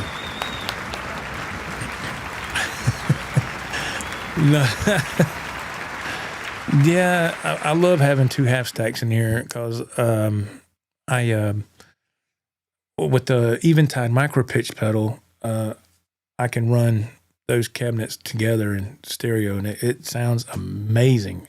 I have to do it when I'm here by myself, of course, because and I don't have them jacked up really loud. I really don't. But it's God almighty, it sounds so good. I was like, oh, I got these little computer studio monitors. Well, they're PreSonus, so my son had them first, and I saw them at his house one time. So where'd you get those? He said, I think it's Sweetwater. They're $100, I think. And they, for what they are, they sound amazing. I've had them for years now. So I would take this Rodecaster Pro 2, and I got backing tracks programmed on here. And I run that to those little studio monitors and crank it up, not all the way, but just, and I have these amps when I run them in stereo, and it just sounds, this room is so tiny, but you got the music coming from this corner into the middle of the room, which is not far, and then the two half stacks, even though one's facing this way and one's facing toward me, it kind of meets in the middle, and you stand in this sweet spot, as I call it, and it's just audio heaven, man, tonal heaven. I'm like, golly, man. So I'm trying to get a little bit of that over at Ralph's place, So, but yeah. Let's see. Yeah, AJ said you should have sent the Marshall cabin Katana head to Rouse, and then you have more room for guitar. Well, yeah, this, like I said, this is a multi-stand here. So you can put 6 guitars on it, and right now there's 5. And the table behind it was supposed to go in between it. It's all one piece, but I couldn't put that there because I don't have enough room. That there's just a cabinet, drawers with parts and different odds and ends I use if I'm working on a guitar. Or because if I work on something in here, the floor is my work area. I'll plop my big fat tail on the floor and work on stuff there. And because I got pedal boards right here that you barely out of frame, you can't see it. So there's no room in here, man. I'm trying to work on a guitar. I'm like, this chair is sitting here, and I have my phone sitting like this, and I pull a YouTube channel up, Phil's channel or whatever, and watch something like that while I'm working on my guitars or whatever I'm doing. And but yeah, I can't really put any more guitars in here. I wish I could, but I guess it's a good thing that I can't. So let's see. Rod says that I have a Marshall Cab 412 that Randy Hansen toured with. Are you for real? Dang. Randy Hansen. He's, Ted Fair longtime subscriber. He sent me a couple of clips. He went to go see like a private thing with Randy Hansen today, and he sent me a couple of clips of right there. Randy Hansen's right there, and he's playing that. Oh my God, the dude is incredible, man. He's amazing. Bill Frank, what is going on? Oh, there it is. Bill Frank, yeah. Hello from, let's get it ready. Cue it up. From Detroit Rock City. Get up. Oh, man. Do I have to do it this way? Is it, let me see. Is it this one here? Yeah. All right. Let's see if we can get this right. So if we hit this. Greetings from Detroit Rock City.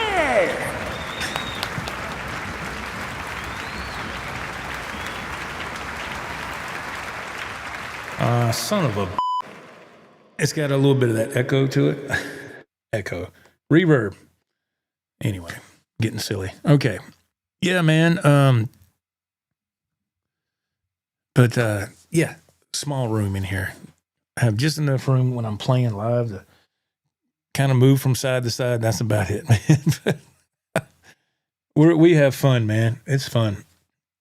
Let's see here. What y'all want to do? Y'all want to keep talking? You want some live music? It's up to y'all. Y'all tell me what you want to do. We can keep on talking. We can go as long as y'all want to go. I'll let y'all decide. You tell me. Cause I don't even know what the heck I'm going to play. I shouldn't have said anything. I have no idea. What would I do? I can maybe do a couple of songs. I don't know. I haven't really practiced anything. Do a couple of those maybe. I don't know. Let's see. AJ Brown, I'd like to hear more of the of Big Deborah. What am I doing? Everything's backwards. Big Deborah. We can give it a shot. Let's see. Alan Guitar says, play some tunes, man. It's yeah, that's a good point, AJ. Yeah, your second one is the way I was spelling it, and I looked it up, and it's the way I'm assuming the proper way is Deborah. So that's how I did it. Yeah, yeah. Rod says play live. Okay. Fisticuffers says just noodle. Okay. We can try it. And yeah, I'll show you what I mean by checking out a guitar and checking the pickups. Like this is what I do for the pinch harmonic kind of deal. If that makes any sense at all. That's just what I do. I got to make some room here.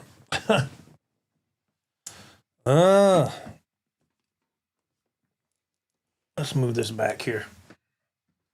I don't know if this guitar is going to be in tune or not.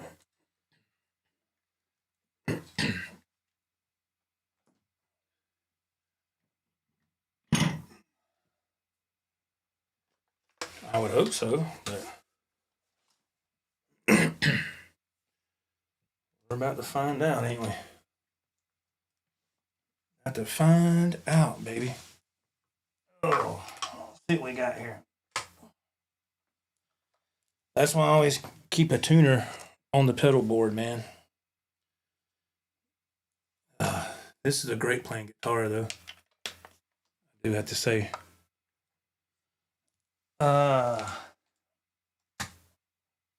Let me make sure we're got some tuning going on here real quick. And I'm using this. I started using these picks a few days ago. These Fender, I think they're called confetti picks. That's Fender heavies. In case anybody's wondering. Indicator play up. Play something off the Survivor album? Okay. AJ Brown, everybody be sure to hit the thumbs. Yeah, please, if you don't mind. That would be fantastic. Leviathan. I don't know if I'm saying that right. I got my Seymour Duncan JBs from there.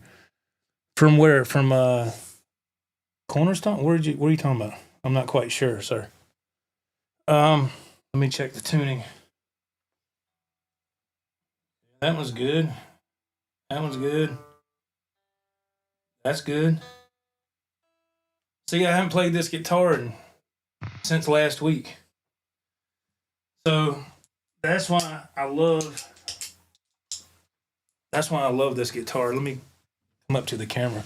This is the Big Deborah. This is the Ibanez RG 550. And it's just all stock. Big shout out to my friend Rob. If he hadn't traded, I would have never got this. So thank you again to Rob. Appreciate that. Oh, the Stratosphere. Okay, thank you, man. Okay. Yes. Cool. Now this is without I don't have the double tracker engaged yet or the Mimic. I use the double tracker by Mr. Black and the Mimic by TC Electronic. I use those together. But neither one of them are engaged right now. This is just straight, right?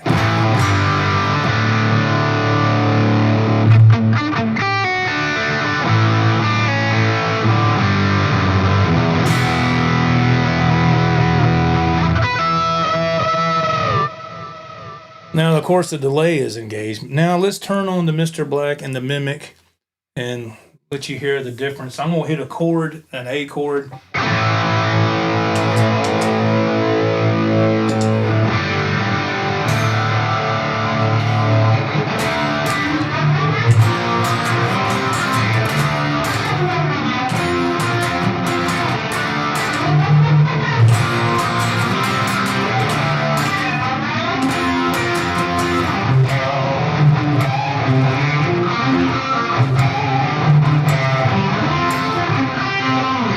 So that it opens it up a lot. It kind of gives it that spread that I've always been looking for a long time. So if I'm wanting to, of course, everything's stock. So I was talking about do some pinch harmonics to kind of see the strength of the pickups.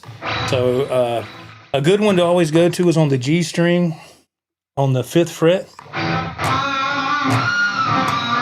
You know, so the harmonics are coming through pretty good.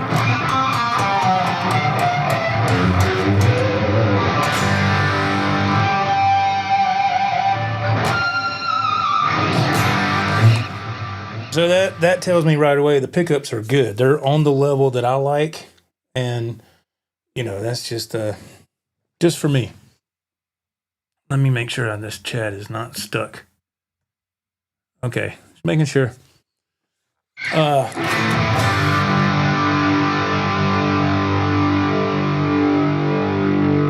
Let's see here, man. Let's see.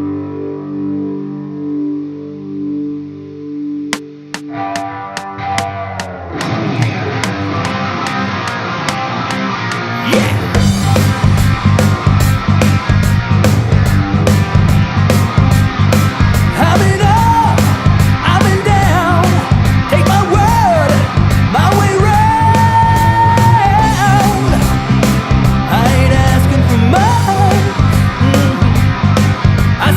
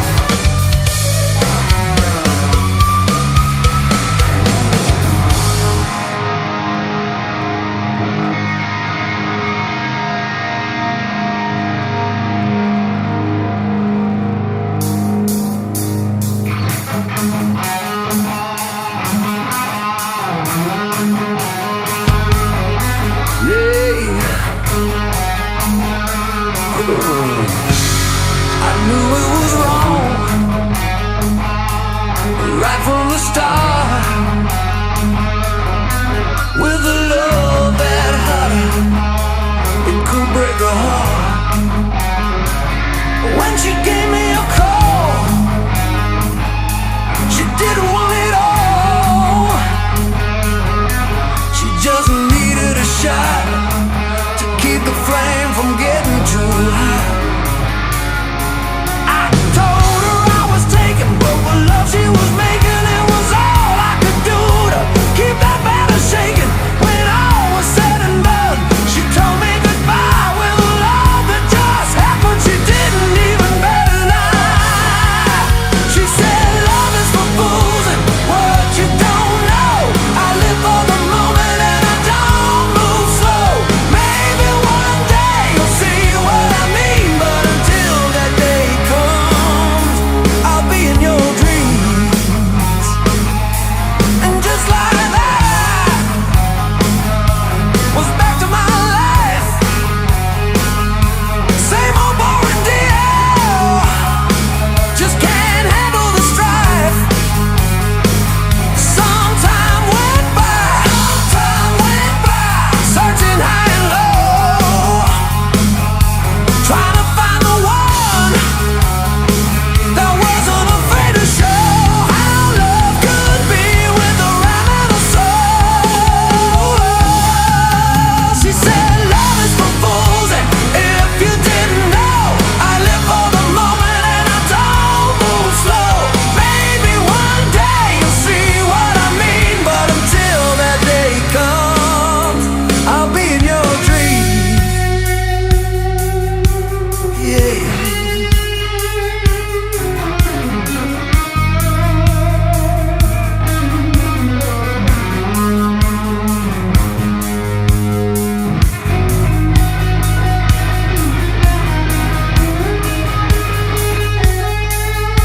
I told her I was taken, but the love she was making, it was all I could do to keep that bed shaking. When all was said and done, she told me goodbye. The love that happened, she didn't even bat an eye. She said love is for fools, and if you didn't know, I live for the moment and I don't move slow. Maybe one day you'll see what I mean, but until that day comes, I'll be in your dreams. I'll be in your dreams. I'll be in your dreams. I'll be in your dreams. I'll be in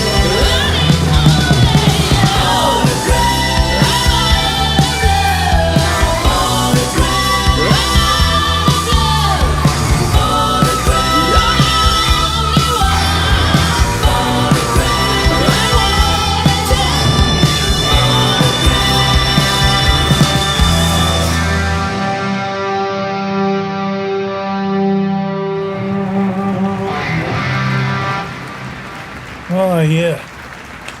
It's always fun to play some music, man. I always love doing that. Get lost in the moment, man. It's all right. Oh, yeah. That's Big Deborah. That's what guitar's all about, man. Having some fun, right? Okay. Let me put this up here and we'll get back to the chat. Great guitar, man. Golly. Love this guitar.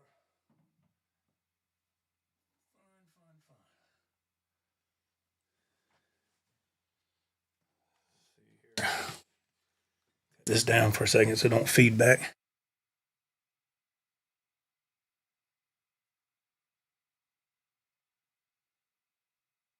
Okay.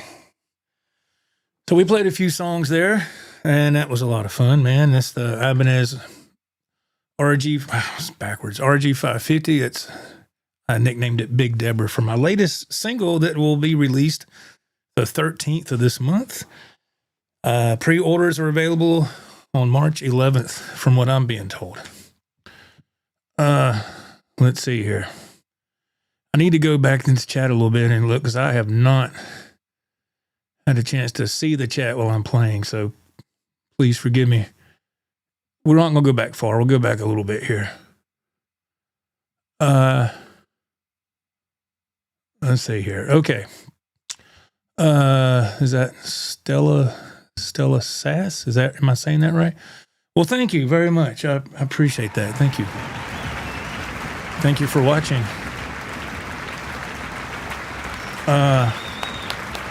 Mr. McGee says, good night, Joe. Love the show tonight. Well, thank you very much.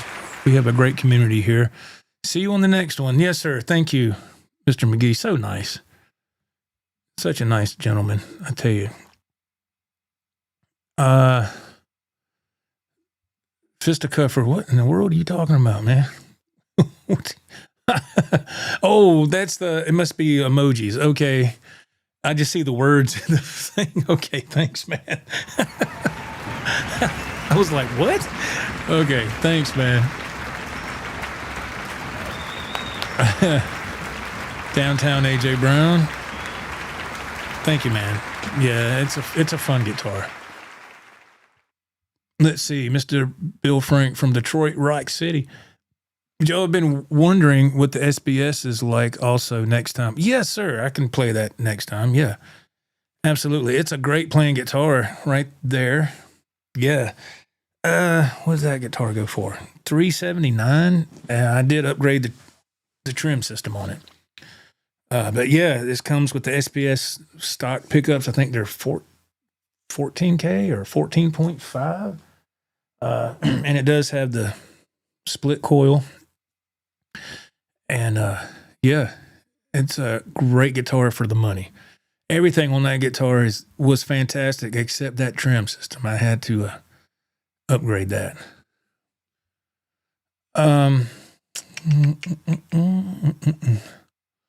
Let's see. Oh my goodness. I do not know how to say this name. Order loads of parts as a luthier. Yes, absolutely. Yes. I am not a luthier at all, but I understand. Yes, if you're a luthier, you want to order a lot of that. That's absolutely yes. Is that Abel's Keeper? Really enjoyed this. Hello from Bessemer City. Oh, wow. Oops, let me hit the thing. There it is. Hey, Abel's Keeper, thank you. Thank you very much.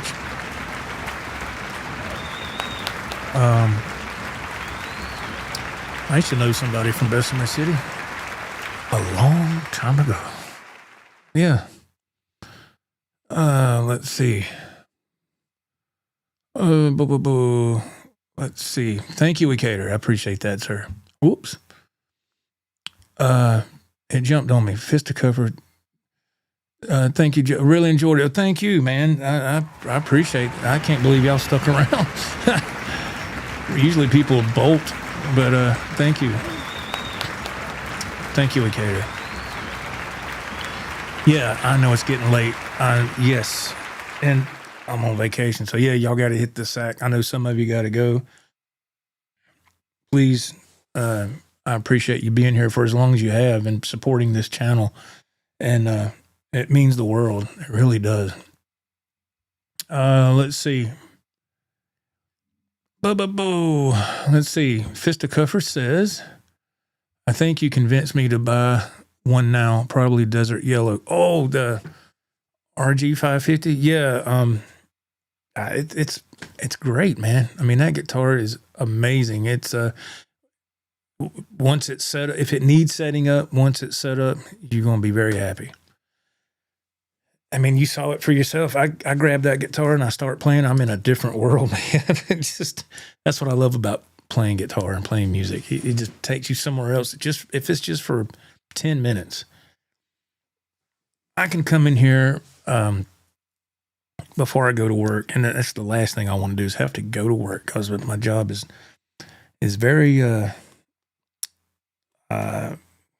strenuous on the mind, and I drive for a living. I drive a big rig, so there's a lot going on there. You know, it's you're mentally exhausted at the end of the shift, driving, dealing with crazy drivers and stuff of that nature. So sometimes before I go to work, I'll come in here and play for a few minutes just to try to lift my spirits, and it helps, man. It really helps. And it's fun. But yeah, if you get one of those, man, you'll be very happy. I'm telling you.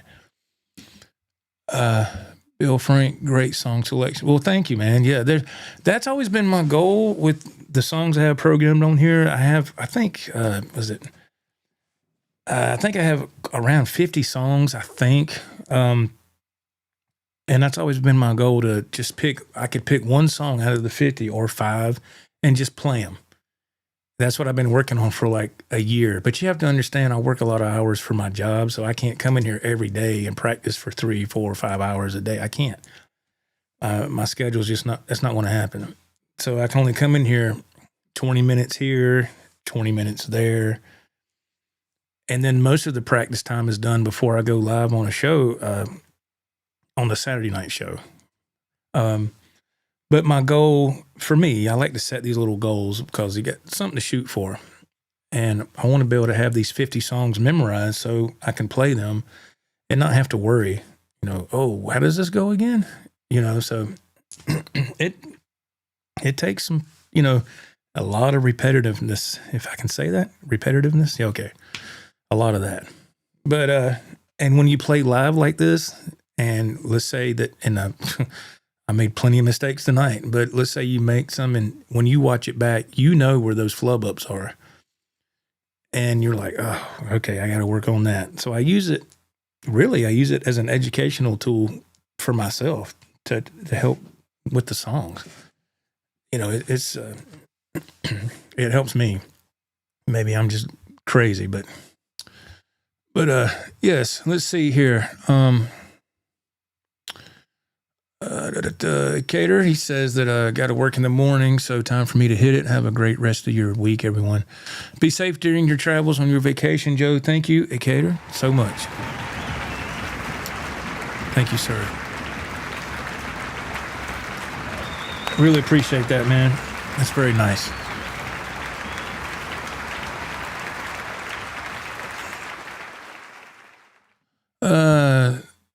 Let's see. Is that Super CMO 79? Hi, is that a Fender YJM on the wall? Is that an Ingve Strat? No, it is not. I've not been able to slam the pickups all the way down.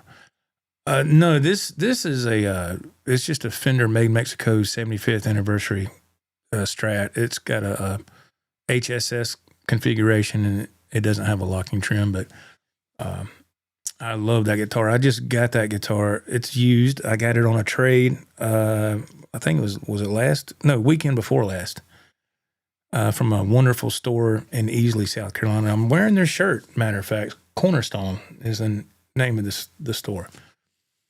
But you have not been able to put the pickups all the way down. Can I ask why you're wanting to put the pickups all the way down? Are you wanting to I don't know. Are you just trying to lower them some, or you actually put them flush with the pick guard? I don't. Unless I'm just misunderstanding your chat. I do know for me on the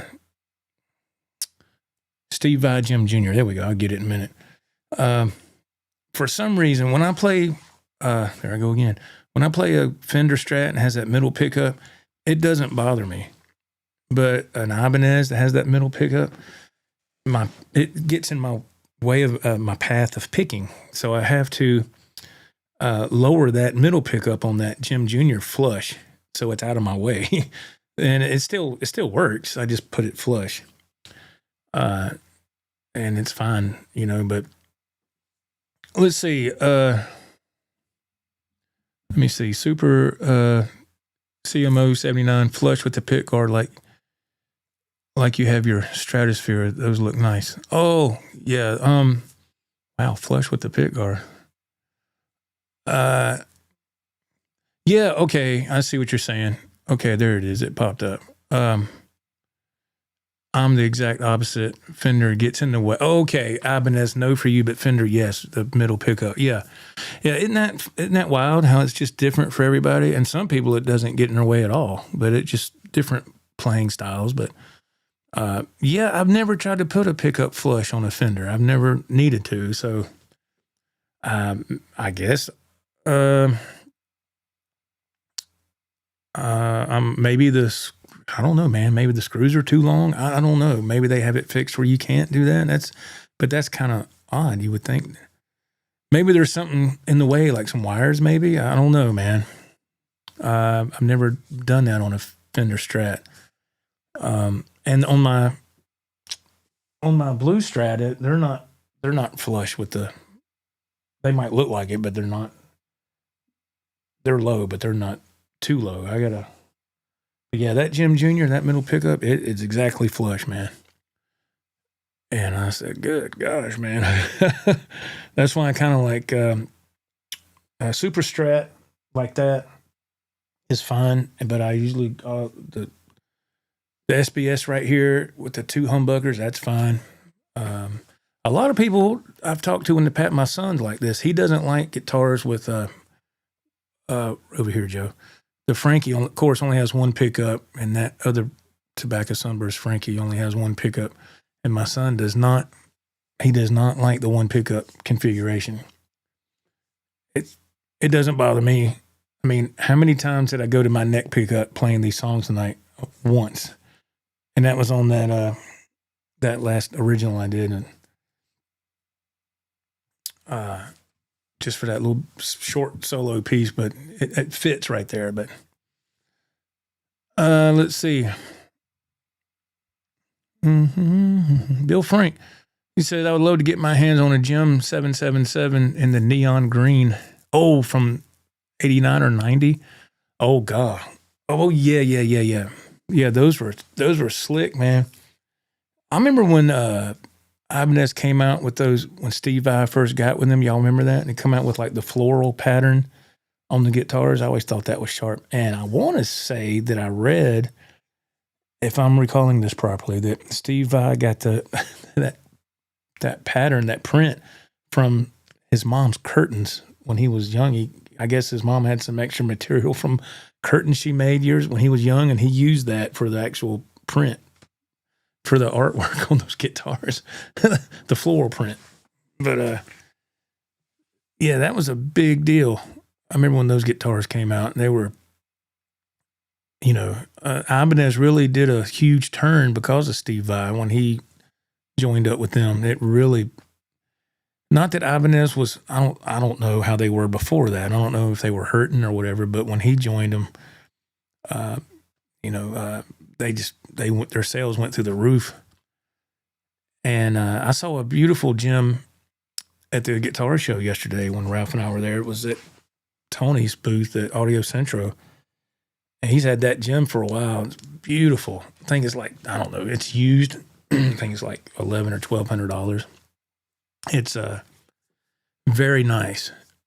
And that's one that's always caught my eye too. I was like, dang. It's that's why I said going to that show yesterday, man, it really, I was like, okay, we got blinders on. Let's, just film this. Okay, over here. Yep, that's nice. Let's film that. Okay. If I would have went back today, like if I would have bought a 2-day pass and went back, oh my God. Yeah, I'd been in trouble, man. Because I'm going to tell you, who was it earlier? They might have left. They might have went to bed, but earlier in the chat, somebody said, I noticed you were looking at that Strat. It was kind of a faded blue, had a little bit of relicing on it. That's the one that stuck in my head the most, even more than the EVH Bumblebee. That Strat stuck in my head the most. It was just, I said, it's got 21 frets. It don't have 22, but that's your classic scale length on those Fenders, those types of Strats. And I said, ooh. And I think it was 1,100. I said, yeah, I need to get out of here. So I can't spend that kind of money. Let's see. Fisticuffers says most of my guitars are humbucker in the bridge and single coil size humbucker in the neck. Yeah, that's what's on this the guitar build I showed. Where am I pointing at, Joe? Right here. Looks different when I'm looking at it on camera. I think that's what those are. Those single coils are like their version of hot rails. And that was from Guitar Fetish. Yeah. And I was blown away by the quality of from Guitar Fetish. As far as their pre-wired harnesses and their pickups, like I talked about earlier, and that SBS model, it was from Guitar Fetish. I was like, dang, man, for real? Yeah. I got a neck from there once. Where's it at? No, it's not this one. From Guitar Fetish. I might have got rid of it, and I didn't pay a lot for it either. I rolled the dice. You ever done that? See something online, like, oh, okay, there's a neck for $49. Let me try it. Yep. Yeah, that was a mistake. That old saying, you get what you pay for? Yes. That comes to be true a lot with guitar stuff. Like this guitar here, this is just a build I did a few years ago. I'll show it to you here. And it's just, it plays okay. It's nothing fancy. It's unfinished, right? I didn't put a lacquer or nothing on it. I didn't put a clear coat or nothing. And that's a humbucker from Guitar Fetish. And I was the MXR knob. And I got a pre-wired harness in there to hook it up. This is the EVH branded trim that came off the Frankie. And you can see, make sure I'm doing this right, that I took the detuner off and just put a regular long bolt in there right here. Where am I at? Right there. And upgraded the post. Those are stainless steel posts. And I got the 5150 decal on there. And this neck is Mighty Might neck. That's where I got this neck. And I put a Kramer sticker. That's just one of those water decals. I put that on there. That is a R2 nut. So it's not quite as long as the width of the neck. It's just barely shy, because I had an R3 on here, and it was just I couldn't get the locking screws to go in. It's like the other ones would go, but this one wouldn't. So I had an R2 nut and I swapped it out, and then it was fine. So a little bit smaller of a nut, and it's okay. I mean, it's way out of tune.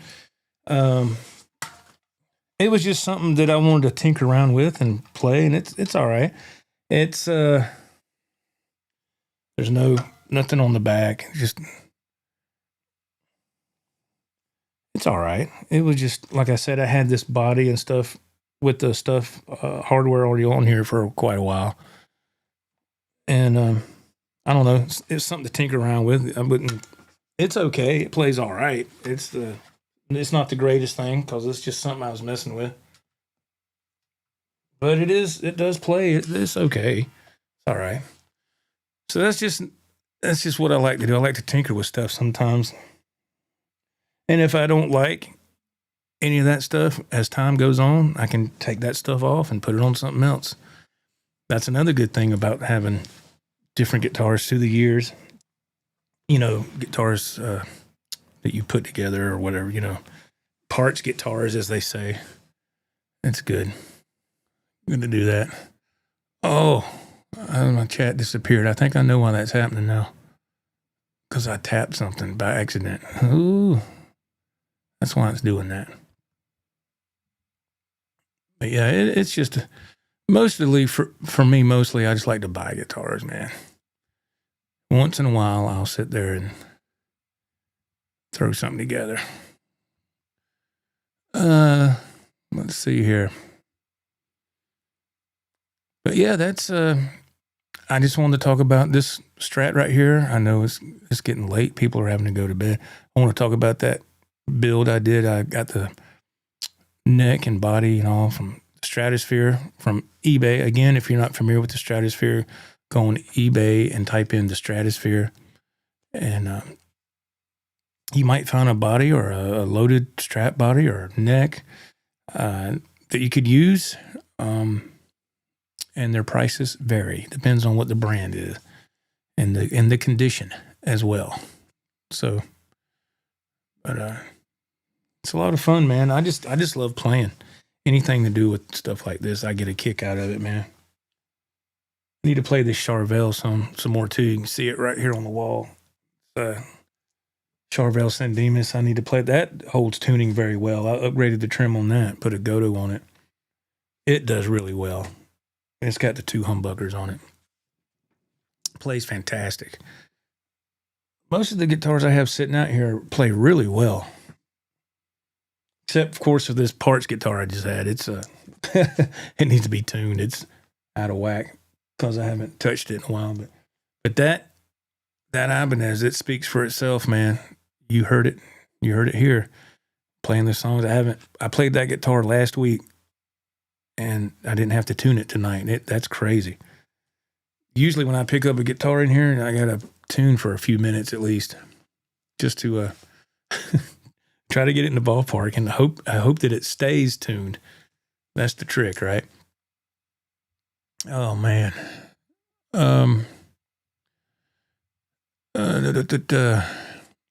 Oh, Bill Frank says I would love to get the original the Jim 777 that he signed at the baseball park. Can you imagine what that's worth now? Do y'all remember, real quick, I'll say this. Do y'all remember when, you can look it up on YouTube. I remember seeing it on TV when it actually happened, when Steve Vai played the national anthem for MTV had some kind of softball game with all these different singers and performers. They had like an all-star softball game or something. I remember Sammy Hagar was out there. He was still with Van Halen at the time. And you saw Janie Lane was there, the original singer, Warrant. He was there. And Steve Vai played the national anthem out there at the pitcher's mound. He tore it up, man. He tore it up. I think he was already out of David Lee Roth then, I think. Maybe. It was in between. He might have... maybe he was starting his Passion and Warfare recording sessions. I don't know. I had to look at the year. It was in the 90s, of course, but I remember him playing that. That was awesome. Yeah. Let's see. Butch, how are you doing? He says Thomas McRocklin has the Universe Vi played. Really? Ooh. Wonder how much he gave for that. Golly, boy. Like I said, it's different for everybody, man. Depends on how you want to spend your money. I couldn't imagine how much something like that would go for. But all right, guys, I'm going to jet on out of here, And man, we've been on for over 3 hours. That's fantastic. And I thank y'all so much for taking the time to be here and to spend with me. This was an unscheduled stream, and I just wanted to pop on here and have some fun and play some tunes and chat with y'all for a little bit, because I know everybody has got to everybody has to get to bed. What is this saying right here? Twilights. It was the Rock and Jock Gang. Oh, on MTV. Yeah. Okay, yeah. I couldn't remember the name of it, man. It's been so long. Thank you, man. Appreciate that. But all right, man. Y'all have a great rest of your weekend, what's left of it. I'm gonna get on out of here and try to get some sleep myself and enjoy this vacation while I still can, because it'll be over with before you know it. So thank y'all. God bless y'all. Keep rocking, man. Keep playing. That's all that matters. Have fun. All right. Thank you for watching the content on the channel. We'll see you later. Bye-bye.